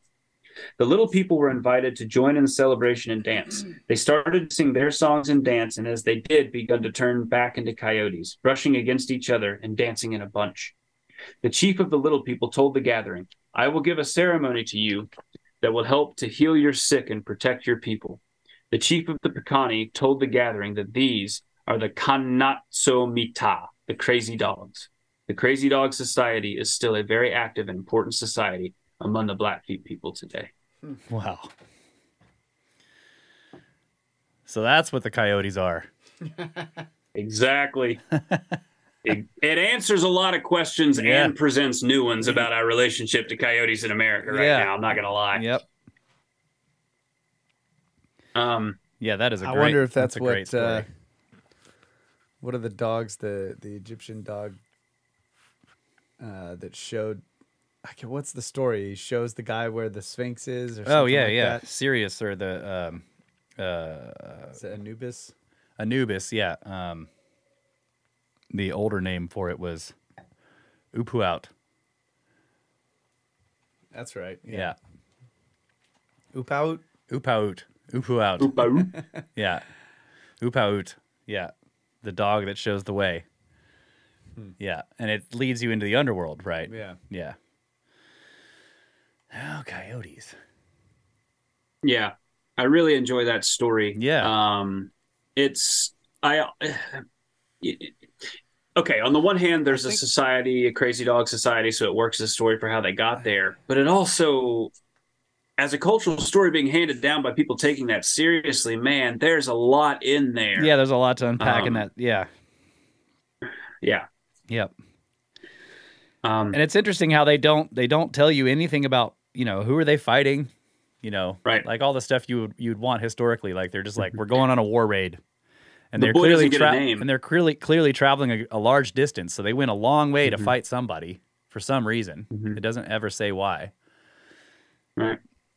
Yeah, and then they don't give the boy a name. The boy doesn't have a name. Hero myth. He's given this revered status. He is a warrior chief of the little people and warrior chief of the Picani. Yeah. And they don't give him a name. Yeah. 10 years old. Yeah. And then he has he's got the chief, the father who is the chief, and the evil uncle. So it's a very sort of Horus and Set, and Osiris kind of story as well. I was gonna say Lion King. Yeah, but yeah, you could go your Lion way. King is Horus, yeah, Set and Osiris. Yeah. Yeah, I also appreciate this is a new wrinkle in it, which is the actual anthropomorphism of little people. That wouldn't be the right word, but the transmorphing into an animal, whatever it would be. You know what I mean? Yeah. That whole ability to sort of disappear has been in a lot of these stories, to manifest and then to be gone, or to have a sort of control over it. This is the first where it's actually been transformed into an animal and back, and I think that's just top shelf stuff. I really like that. Yeah. So they're shape changers. Yeah. So have you heard the Wolfwalkers Irish folktale? I don't believe so. Yeah, so that's I just watched a like an animated story about it. It's called Wolfwalkers, but remember it's the same artist that did he did like a series of these little animated stories. The first one was about the book. Oh yeah, Book of Kells. The Book of Kells. Yeah, Secret of Kells is the name of Kells. it. Yeah. Same artist, but the story is an Irish folktale about these people that can just turn into wolves or people at will. Mm. So that's interesting. If you have a Native American story of people who can turn into coyotes and back at will. Yeah, it's also an Irish folktale. That is wild. That is. Yeah. All right. So moving forward, I'm gonna skip the one short one, but from the Catawba people, just because it's fairly boring. And there are two big stories your left. Your comments is this news story is lame. Yeah, that's great. It is. I mean, it's pretty lame. So all right, there's two big stories left that are two of my favorites. The one we just heard, the coyote one, is very good, and there's two more to come. This one is quite long, so we can stop it halfway and come back if it runs out. Yeah. But this is a fascinating one that fits right into the wheelhouse of Snake Bro stuff. And then the concluding story from Plenty Coops is just one of the most boss little stories I've ever read. So, all right, here we go, folks. All right. So this is a pygmy tribe in ancient Tennessee. ? A blog post from someone named denvermichaels.net. I have no idea who this dude is, but he's going to quote extensively from newspapers, and that's why I'm pulling all this. So, the Tennessee Pygmies have held a prominent position in what skeptics like to call archaeological folklore since the 1820s. Due to the discovery of enormous amount of skeletal remains of small-statured people throughout the Cumberland Plateau region of Tennessee and Kentucky, it was once widely believed that a tribe of pygmies inhabited the area in the prehistoric past. Earlier, I wrote a blog about this issue, and in the article, I included a newspaper story titled "Pygmy Bones from Tennessee Shipped to the Smithsonian," ding, ding, ding, that ran on December 28, 1875, in the Reading Times. Readers warmly received the article, with several folks reaching out to encourage me to write a follow-up piece. So this week, I'm doing just that, with plans for another article to follow. To start, we need to go all the way back to 1820 when it all began. The first mention of the Tennessee Pygmies can be traced back to an article in the Nashville Wigan for their July 5th, 1820 edition. And then this is quoting from that. On the farm of Turner Lane Esquire, 5 miles southeast of Sparta. So real quick, Esquire does mean lawyer, I believe, right? So we're doing a news story or the date pointing to a lawyer in town and the direction of where he lives. So we're getting into this sounds like a real story. Anyway, okay. On the farm of Turner Lane Esquire, 5 miles southeast of Sparta, on the waters of the Caney Fork of Cumberland, and on other farms adjacent, have lately been found small graves sunk into the earth from 1 foot to 18 inches below the surface. They are about 10 inches broad and 18 inches long, having a flag limestone rock at each of the ends and sides, and covered with the same species of rock. In these graves are found skull bones, about 3 inches in diameter, nearly sound, the other bones being proportionally small. Between 200 and 300 of these graves have been discovered. In every tomb yet open was found a small black earthen pot, about 1 pint in capacity, containing a small conch shell, undecayed, of a gray color on the exterior and red within, and as transparent as this species of shell is usually found. Man, the pot, hold when on, broken, you're right. How did I not know this? Esquire in North America, Esquire is a title appended to the surname of a lawyer. I had never heard that. We got before. the watcher. He already had it up there. Yeah. I just was looking it up. Like, how did I not ever pick up on that? I never knew that either. I knew it was like I'm going to start calling all lawyers Esquire. Esquire, yeah, absolutely. I had only been I knew of it as like a person who is headed towards knighthood, a squire. Right? Oh, a squire. Yeah, yeah. Well, that is the other. If it's a digital knighthood, you're an e-squire. Yeah, it's no. Well, yeah, okay. Esquire. I mean, the historical definition of esquire is a young nobleman who, in training for knighthood, acted as an attendant to a knight. But in North America, it's a so title. the law dogs Yeah. decided that they were becoming knights. Yes, knights of the law. Okay. All right. Sorry for the interruption there. Keep going. Nah, that's cool. So in the graves are found bones. Between 200 and 300 of the graves have been discovered. I'm sorry. You're laughing at the watcher, aren't you? Misused by Bill S. Preston, Esquire, friend of Theodore Logan. Whoa.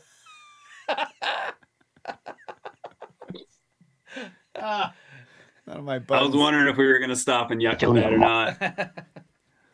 I can't find the right button. Where is it? What are you looking for? All my button labels are He's looking for the excellent. Yeah. There it is. Thank you, Watcher. Appreciate that. Glad to have you back. All right. They found 200 or 300 graves, and in every tomb yet open was found a small black earthen pot. Oh, yeah, we already did that. The pot, when broken, exhibits numerous white specks of round, shining particles. At Mr. Anderson's, 2.5 miles in a southeasterly direction from the farm of Mr. Lane, were found other skeletons of the same dimensions, and tombs constructed upon the same plan and of similar materials. One, at least, it is said, was observed to have teeth, and all the bones belonging to the human body. The facts above stated are attested by Mr. Lane of White County, who has seen the skeletons very often, by his son, Jacob A. Lane, Esquire, of Sparta, in the same county, and by another son, Alexander Lane, Esquire, a student of law, who all say they can be verified by their inhabitants in the vicinity of the farm of Mr. Lane. Mr. Lane, the father, who is a man of observation, gives it as his decided opinion that these are the skeletons of adult persons. He found his opinions upon the solidity of the bones of the heads and also upon the fact of the sutures of the skulls being entirely closed and solid. The trees growing where they were found are of as great a size and age as any in the surrounding forest. The small graves at Mr. Lane's are arranged, but at Mr. Anderson's there is a large burying ground full of them, without any order as to position. That the bones are human, Mr. Lane thinks there can be no doubt, and that they are not the bones of children, he thinks unquestionable.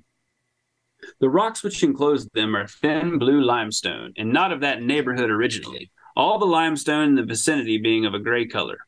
Here is a mystery that baffles conjecture and puts all experience at defiance. The stories of the pygmies of Herodotus, of the borders of Ethiopia and the Red Sea, and those of Homer in India, have always been treated as fables, which, in the days of these men, entered into most of their written compositions. At this day, we must outstrip credulity itself to believe in the real existence of pygmy men. How could a nation of pygmy men, not exceeding 18 inches in stature, build habitations, clear the forest, cultivate the soil, defend themselves against the ravages of the hawk and eagle, the wolf and the panther? Yeah, it still gets a mention. Yep. All right.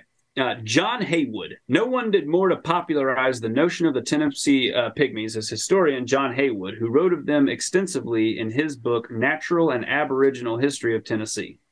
The following is an excerpt from that book from pages 202 to 206. On Saturday, the 29th of July, Mr. Lane went to Captain Simon Doyle's, the place where Mr. Anderson formerly lived, to search there for further discoveries. He and those who were with him opened 2 small graves, the first 18 inches long, about 12 inches broad. It contained the little bones, pieces or part of one tooth, and other things contained in package number 3. The second grave was 2 feet long, 1 inch wide, and 15 inches deep. It contained the bones, teeth, vessel, and shells enclosed in package number 3. This person was laid upon the right side with his head to the south and his face to the east. The body lay north and south, and the thigh bones east and west. The legs were then laid back so as to form an angle with the thighs of about 30 degrees. All this could be clearly ascertained by a cautious and careful examination of the bones, which, although plainly to be seen, yet nevertheless were so decayed that they would crumble at the slightest touch. Nor could they possibly lift the bones in any sounder condition than as they were presented to view in the package. The underside of the skull, as it was in the grave, was sounder and stronger than that which was uppermost. The skull, which was in the grave last opened, could not possibly be raised, for the graves were all full of dirt. as closely bound together as any other ground outside the grave. And when the skull is discovered, the probability is that a hole will break into it in the upper part. The concave is perfectly hollow, but the earth could not be removed from about it without crumbling it down as fast as the earth was removed. The concave diameter Mr. Lane measured was about 5 inches.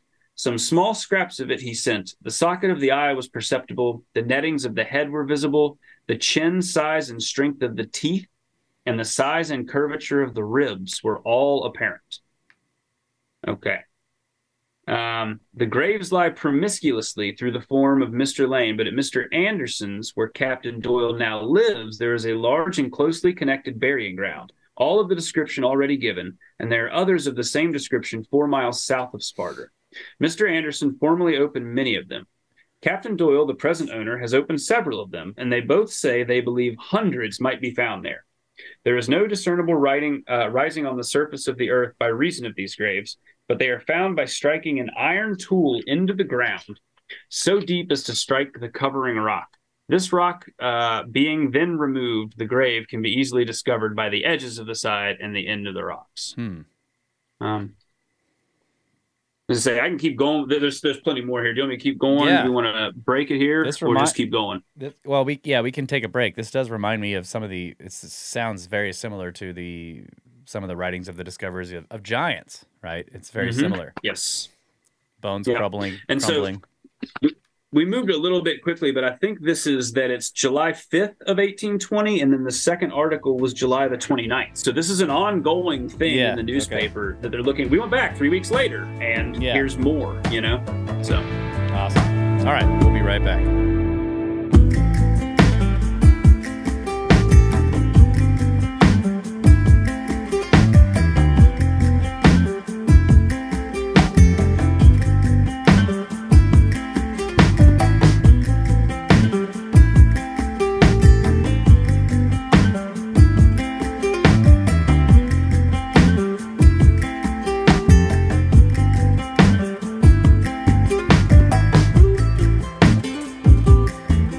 Welcome back. Final segment. Is that right? Yeah. Fastest 2 hours of podcast. That's right, folks. And bro, just keep on going. We're in the middle of this story. Yeah. All right, let's do it. So, on Tuesday, the 1st of August in 1820, so this is all still continuing the same story.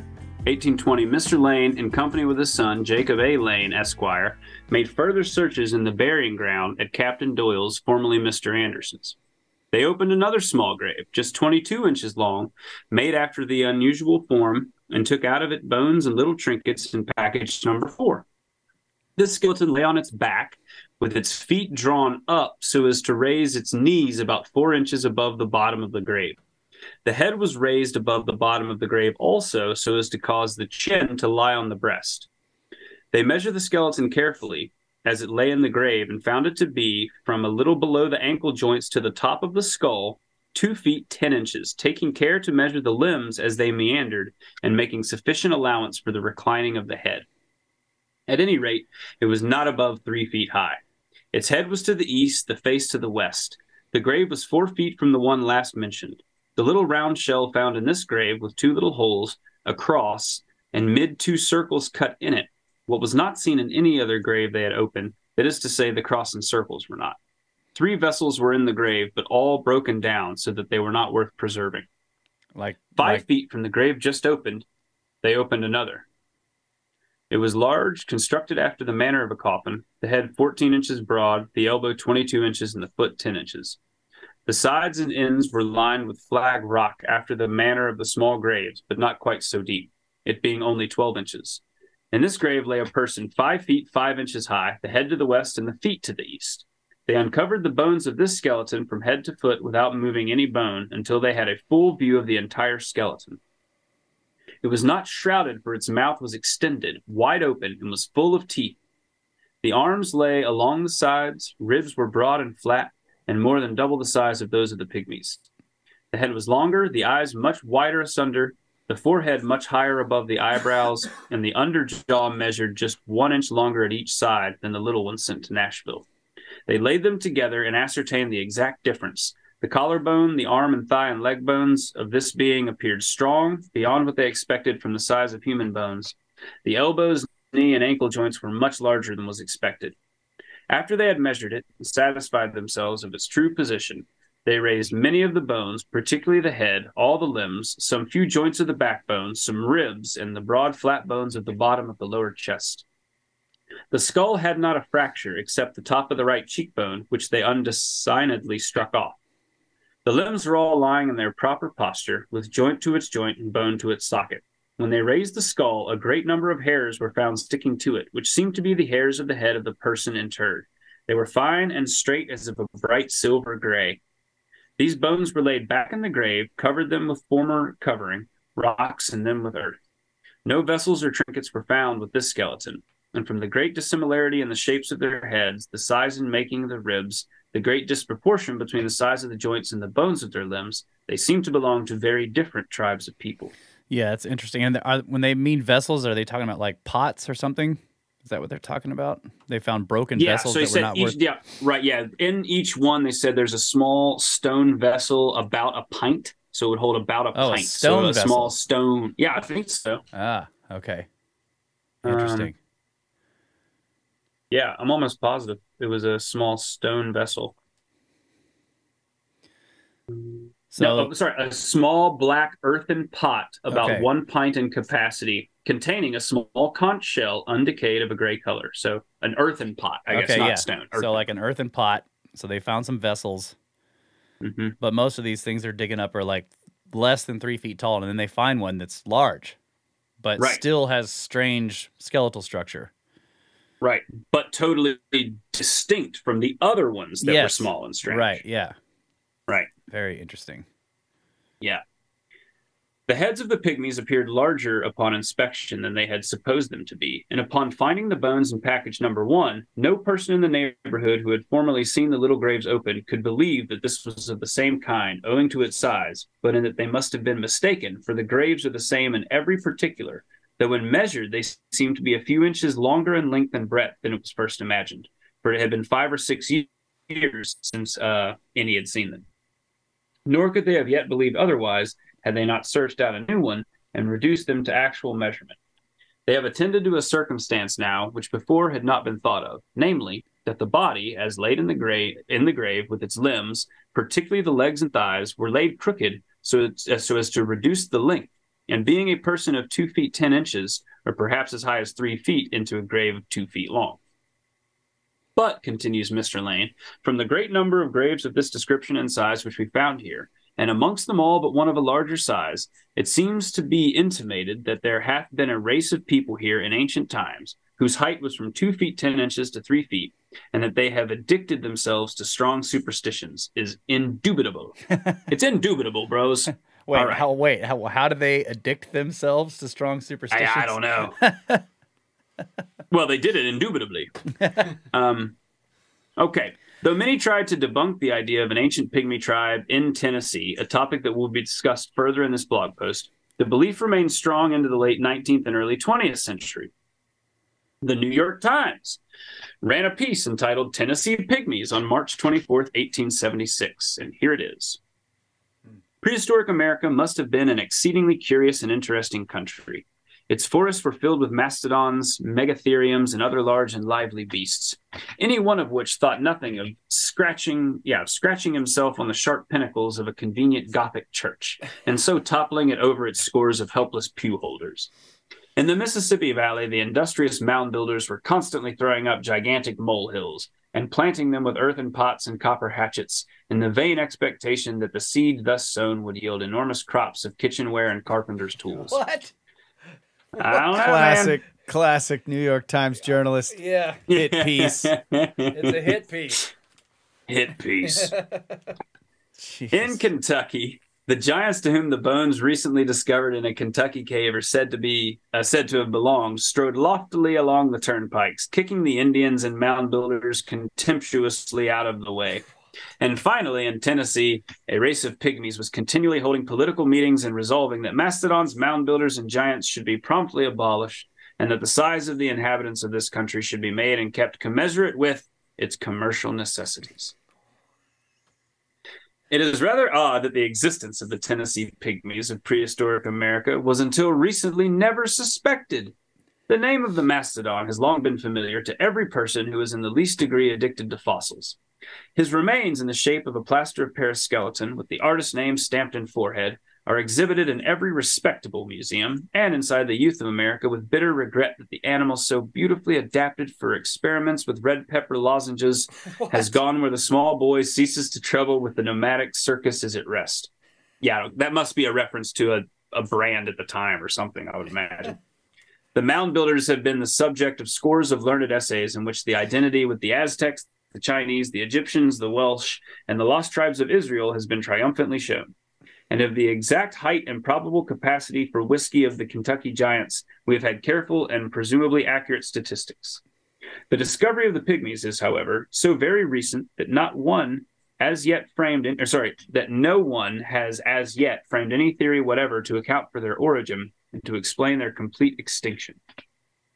When the Kentucky Giants were discovered, it was natural that the state pride of the people of Tennessee should be somewhat hurt. The Tennesseans, however, did not sit down and content themselves with reveling the Kentuckians and insinuating doubts as to the alleged character of gigantic bones.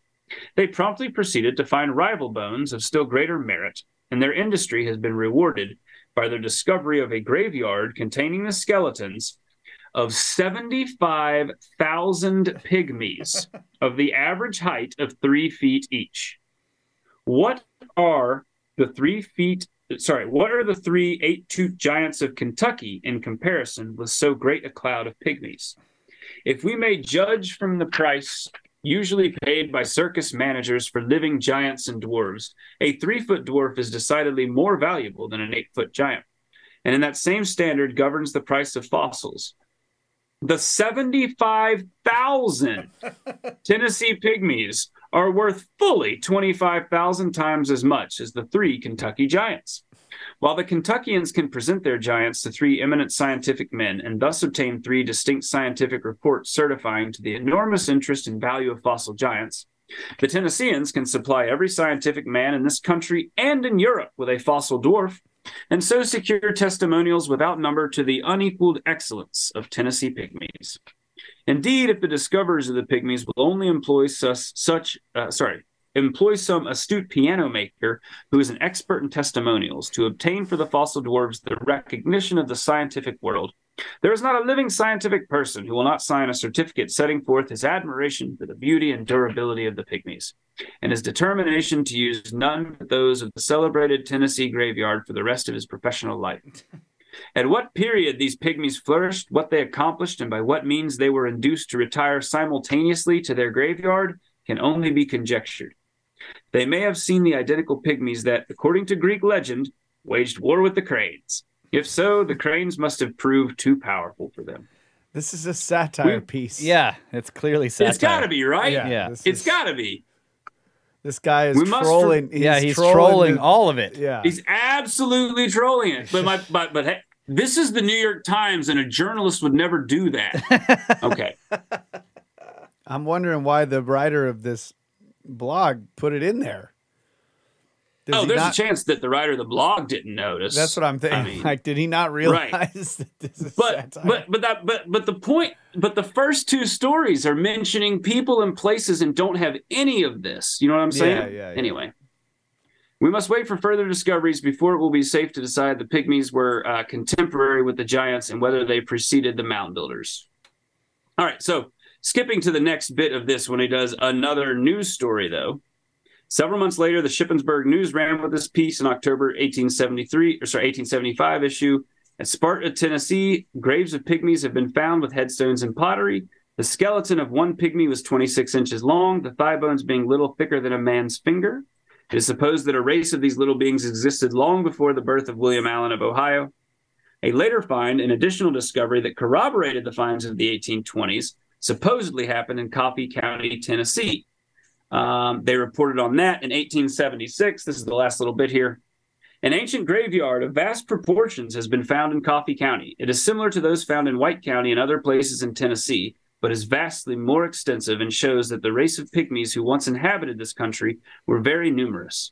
The same peculiarities of position observed in the White County graves are found in these. The writer of the letter says, some considerable excitement and curiosity took place a few days since near Hillsborough, Coffee County, on James Brown's farm, again mentioned a name. A man was plowing in a field which had been cultivated many years, plowing up a man's skull and other bones. After making further examination, they found that there were about 6 acres in the graveyard. They were buried in a standing position. Their bones saw that they were a dwarf race of people about 3 feet high. It is estimated that there were about 75,000 to 100,000 buried there. My God. These are but a few examples of the writings regarding strange finds of small-statured people in Tennessee. Are these blah, blah, blah. Okay. So that is another news source. Well, yeah. Does it predate the satire piece? Good question. March of 1876. When was the New York Times piece?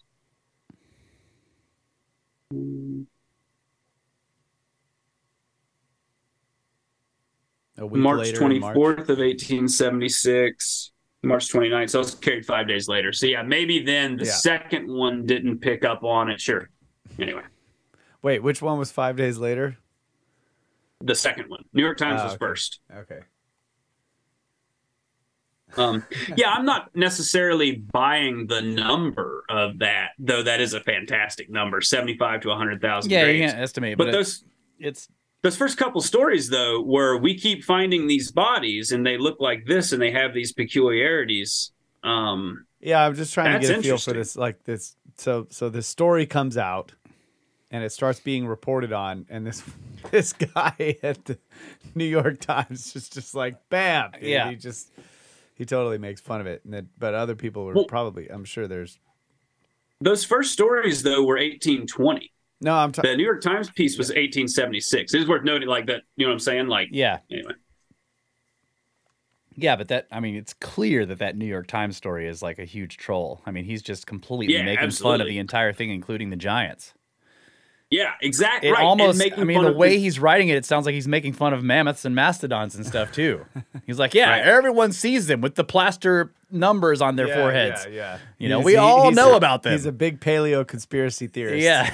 Yeah, right, Yeah. right. We've all love seen it. the fake skeletons in the museums, every kid. You know, it's just like, I'm like, are you trashing it all, bro? I'm not sure. It's strange. It is also, I mean, really, it does strike me as curious to have, I mean, that's a real, it is obvious that it's over the top and lampooning, but it's in a newspaper. I don't know.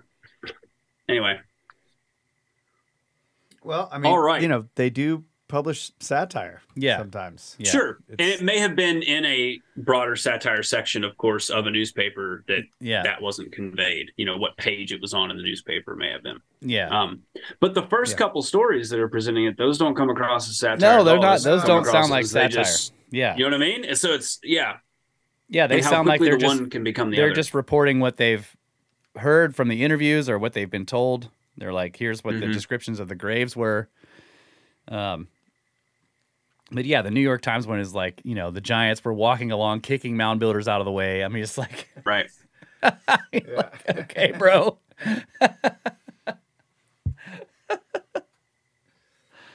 Yeah. All right. It's also interesting, So I have to say, I just found this curious that the one skeleton that they say that they dug up that was 5 foot something was nevertheless buried in exactly the same kind of grave. Yes. As the very small people. So you just wonder what the story is there. You know, taking it at face value that this is a real thing. Like what's happening there? Like did a prehistoric human go and live alongside these people and they was buried like in, you know, with one of their ceremonies in their style? Or was it something else? Did they have a giant in their midst, you know? Do they have like some recessive genes? Yeah. That are giant So, pygmies? Yeah. A giant The way pygmy. He's 5 feet tall. yeah, right. The way I read it was it could have been a subsequent culture too. That you have the little people first, and then you have, you know what I mean, a second one who grew up or was just after them, and so mimicking their ways. Could be, so was burying in the same way. Yeah. All right. Here we have the final story. in the presentation, I believe. It's one of the better sort of stories I've ever come across. It's fantastic. Plenty Coups is about ready to be a hero for us all. So here we go. So this is from the book Plenty Coups, Chief of the Crows by Frank B. Linderman from 1957. Historically, the Crow lived in the Yellowstone River Valley, which extends from present-day Wyoming through Montana and North Dakota. Originally published as American, The Life Story of a Great Indian, Plenty Coups, Chief of the Crows. An explanation of counting coups as mentioned in the story. So this is what counting coups is, because it plays into the story you're about to hear. So counting coup, or striking an enemy, was the highest honor earned by warriors participating in intertribal wars of the Great Plains.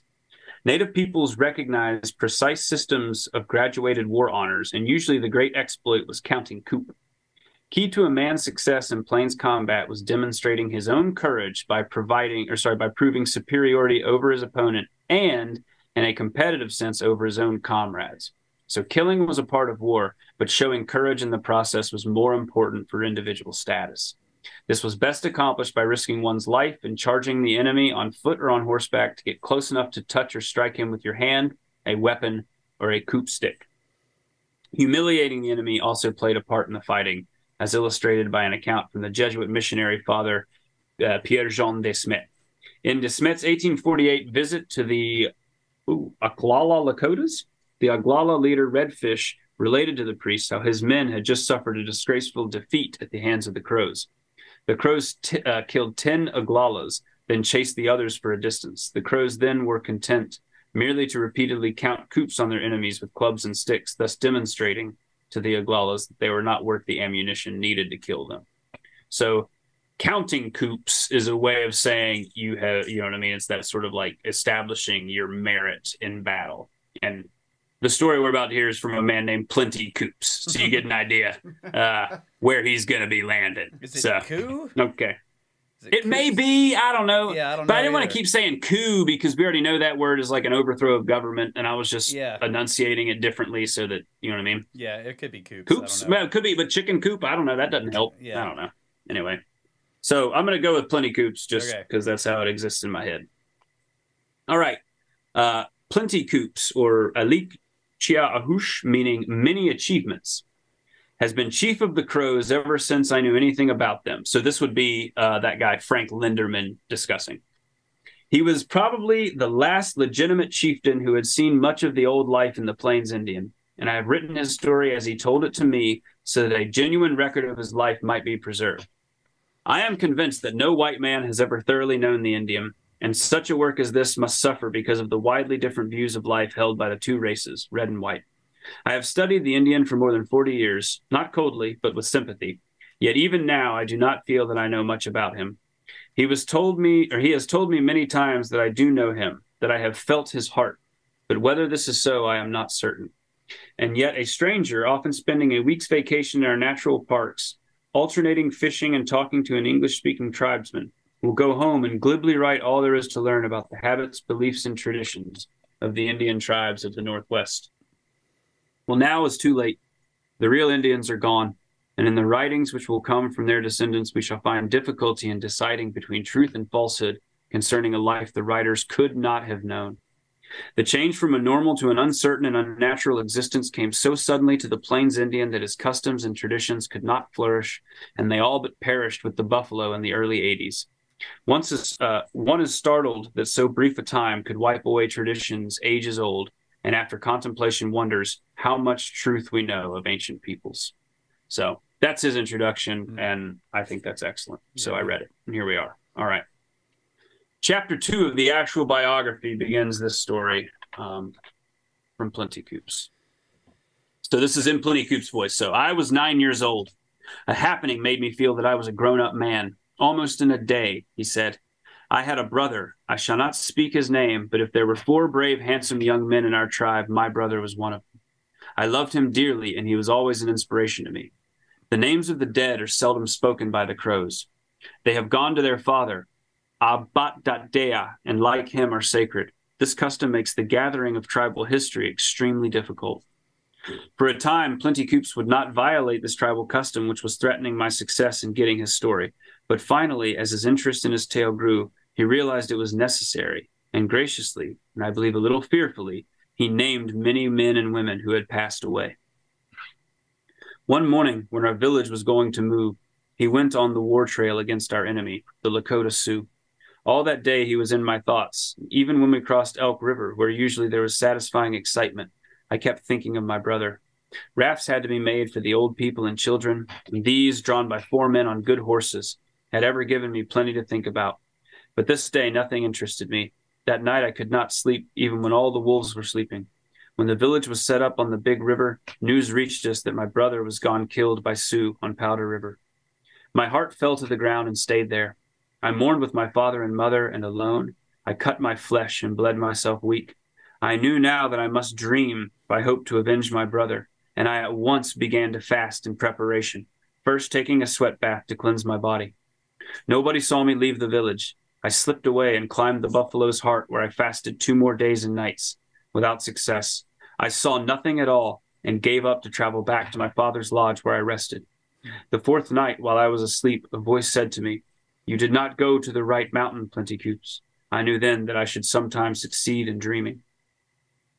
The village was preparing to move to the Little Rockies, a good place for me, and before the women began to take down the lodges, I started out alone. Besides extra moccasins, I had a good buffalo robe, and as soon as I reached the mountains, I covered a sweat lodge with the robe and again cleansed my body. I was near 2 buttes and chose the south one, which I climbed, from where I had made a bed of sweet sage and ground cedar. I was determined that no smell of man should be on me, and burned some isay, a root that grows in the mountains, and sweet sage, standing in their smoke and rubbing my body with the sage. So Plenty Coups, this is me talking again.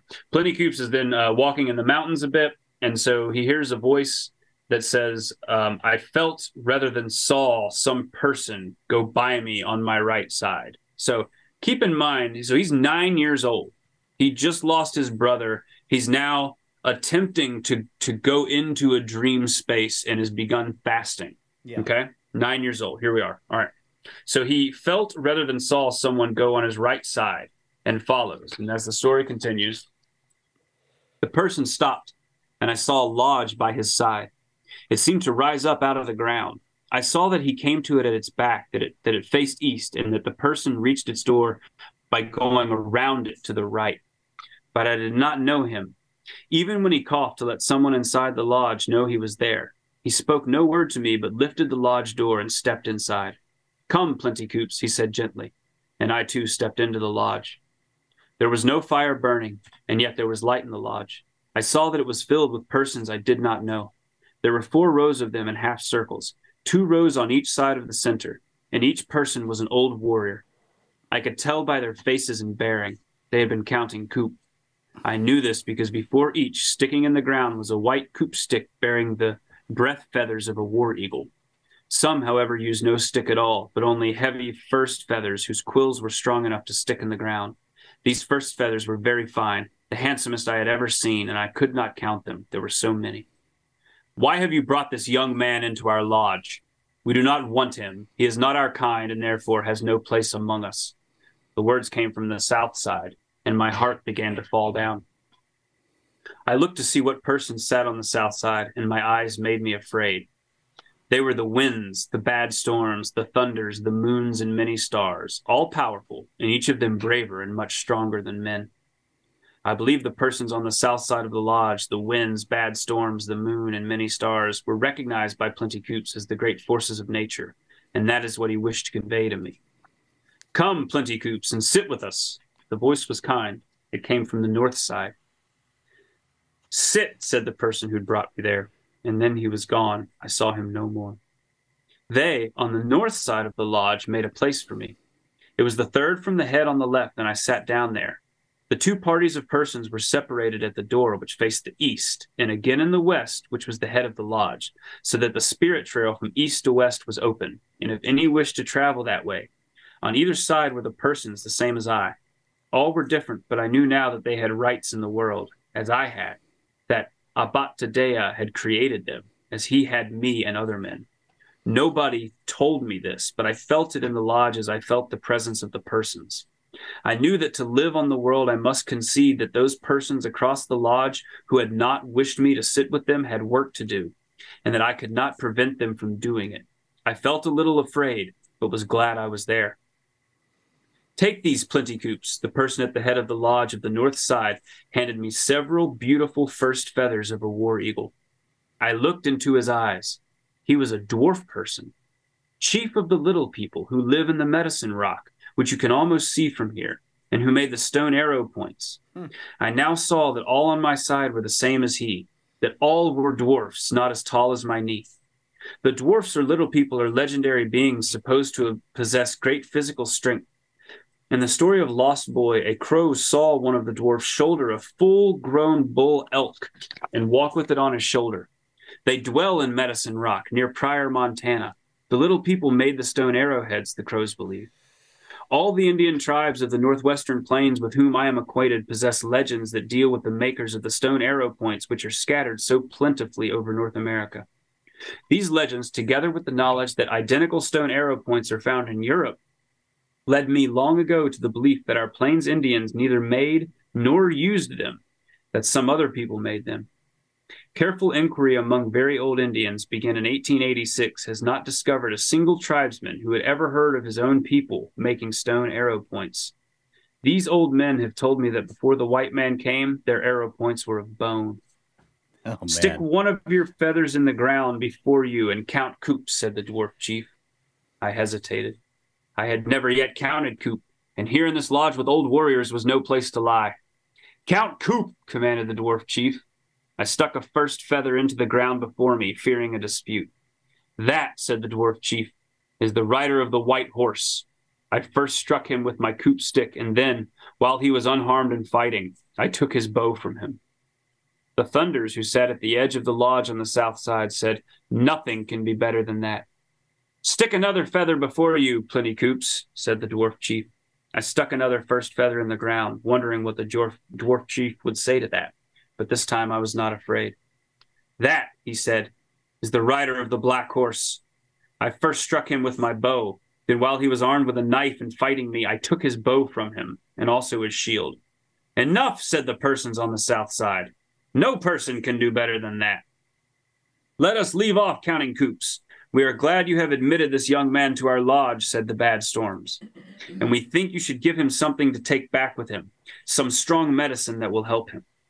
Plenty-Coups had been speaking rapidly, his hands following his spoken words with signs, acting parts, while his facial expression gave tremendous emphasis to his story. He was perspiring and stopped to brush his face with his hand. I had not spoken, he went on, and could not understand why the dwarf chief had ordered me to stick the feathers, nor why he had counted Coups in my name before such powerful persons. He will be a chief, said the dwarf chief. I can give him nothing. He already possesses the power to become great if he will use it. Let him cultivate his senses. Let him use the powers which Abat Dadea has given him, and he will go far. The difference between men grows out of the use or non-use of what was given them by Abat Dadea in the first place. Then he said to me, Plenty-Coups, we, the dwarfs, the little people, have adopted you and will be your helpers throughout your life on this world. We have no medicine bundle to give you. They are cumbersome things at best and are often in a warrior's way. Instead, we will offer you advice. Now listen. In you, as in all men, are natural powers. You have a will. Learn to use it. Make it work for you. Sharpen your senses as you sharpen your knife. Remember, the wolf smells better than you do because he has learned to depend on his nose. It tells him every secret the winds carry because he uses it all the time, makes it work for him. We can give you nothing.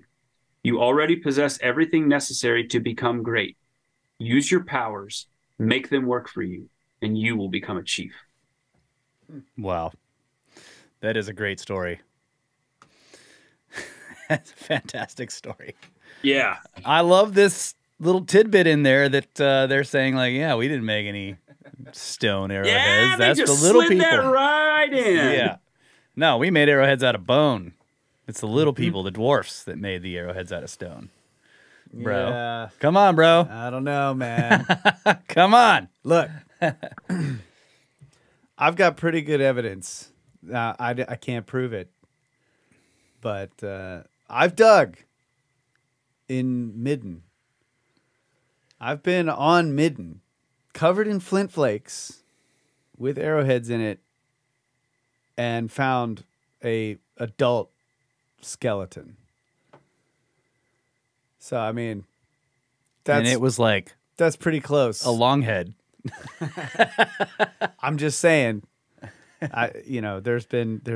you could make all these arguments that like, well, maybe they found the arrowheads and then put, buried Yeah, but them you're so- saying like they were clearly making like them in the this spot. occupation layers are full of the flakes of the making of the arrowheads, along with the tools that they were using and bone awls and burials, and I just don't know. Yeah, so I'm it's, not buying it's it. this But particular. that is interesting that Yeah. it's that they claim that the little people made them. Now, I've always wondered this about the ancient natives walking around and finding arrowheads that were made thousands of years before Yeah, their particular tribe got there, and what kind of ideas and legends and things that they might have about it. And I'm sure they found burials too. yeah, They had to dig. and mammoth bones with arrowheads stuck in Yeah. them. Right.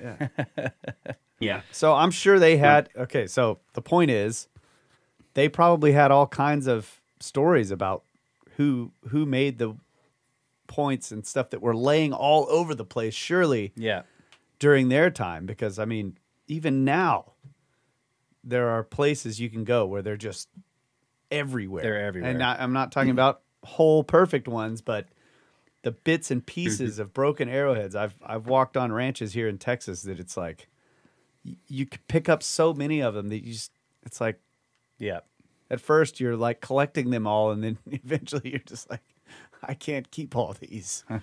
There's so many. So that they must have, and that's like after the places have been farmed and plowed and just, yeah. cows have been Now, of course, breaking them all over the, plowing does bring them up. Yeah, It breaks them up. That's what I'm saying. Like my point is that they've been broken by cattle and all that. yeah, So I can imagine thousands of years ago, you could have walked around and there would just be, in certain places, yeah. they could just be everywhere.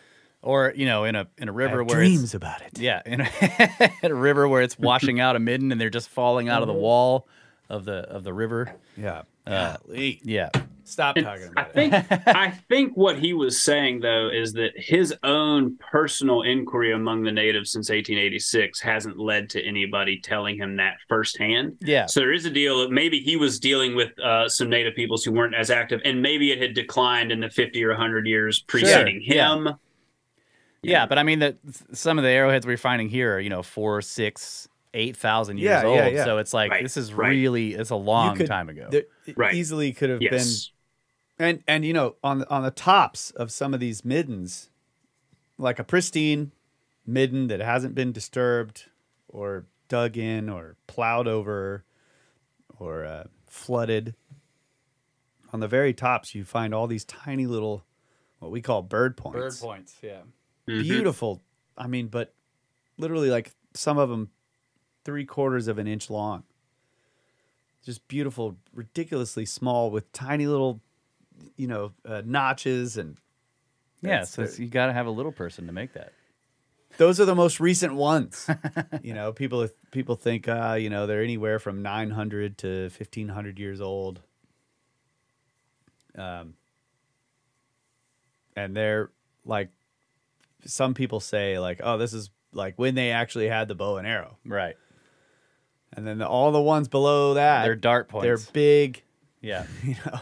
Hmm. You're not So- going to put it on a bow. It's going to be a spear or a dart or something. Yeah. Like an And then you get into the atlatl. atlatl points and all Yeah, that. So yeah. I don't know. It's just What I've found interesting about the presence of the points in the Little People literature is just how much of a global phenomenon it is. I Yeah, don't I think know. I really knew that. yeah. I'd never heard that. They either. appear to be more of a global phenomenon than I ever would have guessed. Yeah. So, Yeah. It's a great But, story. I did find it a little strange that he has this name, and this may just be the way that the story is told, or maybe how they deal with names. And I don't know if this is even worth pointing out, but he's got this name, Plenty Coup or Plenty Coops, which is something he sounds like he earned as after he became a warrior, and yet he's telling this story, and all of these people and the spirits and everything in the story are referring to him with that name that he hasn't gotten yet. And that just throws me off for some reason. I don't know why. Well, I thought that the coups that he was describing were things that hadn't happened yet, too. I thought that was part of it. Because he says, he throws down the feather. Puts the feather in, yeah. And then he's saying that the dwarf is like, actually, he was afraid because he was like, I'm going to put this feather in, but I don't have any coups. But then the dwarf, actually speaks up for him and then gifts him one of the dwarf's coups. Right. That's how he explains it. But maybe you're right. Maybe later he went on to actually do this himself. Yeah, I thought this was the whole thing of saying, like, we have accepted you among us because you are now on the path. You know what I mean? Yeah. Like, you're now on that path of chieftain, of warrior chief. Yeah. Of which he fulfilled, obviously, because that's the whole point of him telling the story. Yeah. But what I loved was just that last bit of the advice, because it made me think of, what was it? The Menahunes, maybe? But the ones where you could order the little people to build you a dam. You just got to get it all together, and then you say, we need this, and you get them to work for you and with you, which dovetails with some of the stuff we were saying that started this episode too. But, it tells him everything the winds carry, because he used it all the time. It's about the smell. We can give you nothing. You already possess everything necessary to become great. Use your powers, make them work for you. Yeah. Yeah. It's like he's saying, make the little people work for you. Yeah. It really is very similar. I find that fascinating. Yeah, it is interesting. Yeah. Like, you want to be a great chief, get us to work for you because you already have the ability. Yeah, and then this dwarf chief claims him. Right. Too. He's like, you are with us now. Like, I claim you. Yeah.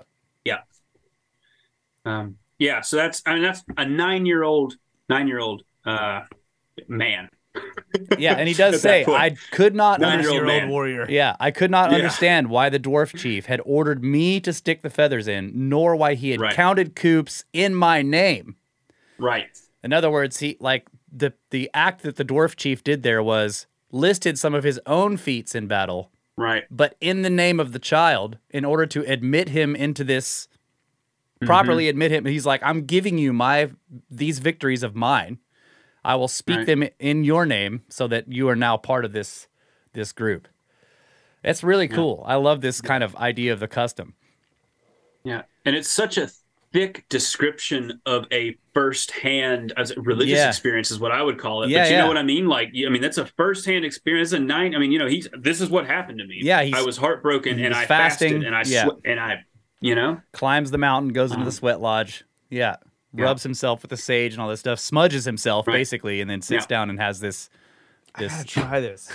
this religious experience where it's like, go down and slaughter thine enemies by bonking them with a stick. I had to get all the smell of human off me. It Yeah. couldn't even smell like a human. Yeah. You know? Yeah, it's So also cool. interesting that they're telling. I was saying slaughter thine enemies, but actually, the whole thing he's learning here is like how to be so good that you can just bonk them with your stick. Right.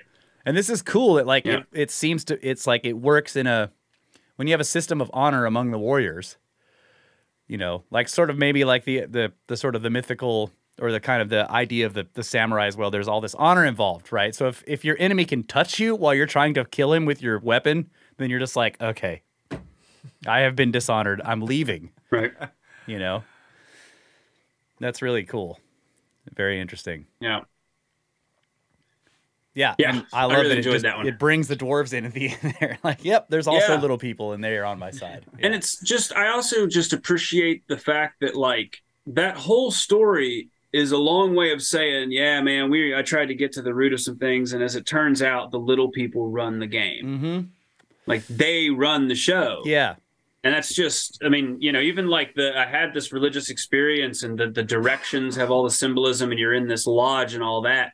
But once they've settled in, they all just we're all little people now, and we're going to do it Yeah, that way. the Like, winds, it's- the storms, like all this stuff that's on the south side, all these powerful elementals are like listening to the little person, the dwarf. right. Yeah, it is Yeah. great. Well, I mean, we're out of time, but you finished Really up cool. beautifully there, man. That was it. Yeah. Yeah. Yeah, that's the end of it. Watcher wants to- Hope you all enjoyed it. Yeah, Watcher needs to come on and say a Make few his more things. yeah. correction. Yeah. You You there, Watcher? Come on. Yeah. So it's just a quick clarification. So anencephaly, because it's a malformation of the neural tube when the fetus is in utero, the bottom part of the neural tube potentially cannot close all the way or can have a malformation. So you may have malformed and diminished numbers of vertebrae. So when I said that, like when you had asked, could it cause a change in the number of vertebrae? Yes. Could that result in a diminished number of ribs then? No, not Wait at a all. minute. You can have way less vertebrae, but always the same amount of ribs. Well, it's because it's different precursors that cause the formation. Okay. But the main thing about the X-rays of that mummy are the fact that is a fully formed spine. Yeah, It's not. it doesn't you have don't enough vertebrae. Partial bones. Yeah. Right. So anencephaly can cause a insufficient number of vertebrae, but it can't cause that. Okay. Good clarification. Thank you. Cool. All right. Anything else? I don't know, wrap it up. Great stories, bro. Yeah, man. Appreciate it. Yeah, thanks Yeah, for coming cool. on. It Glad you was guys liked it. Yeah, it was a good 4-part series there. Fantastic. Yeah. Yeah, so there's only 7 more to go, 7 more parts to go. We'll I'll start collecting all that data soon. Yeah. You going Shout for out to all you quads out you there. going for a 12er? yeah, the Quattros in the room. Los Quattros, you know who you are. We could call No, it's this been great. we could call this a mini series. Hey? Oh, Hey? good. Oh, it's fantastic. Come on. Come on. All right. This is for the Duendes. Okay, I think we can wrap it up there. Thanks everybody. We love you guys. Always have. Always will. Good night, Adamu. Get back to work.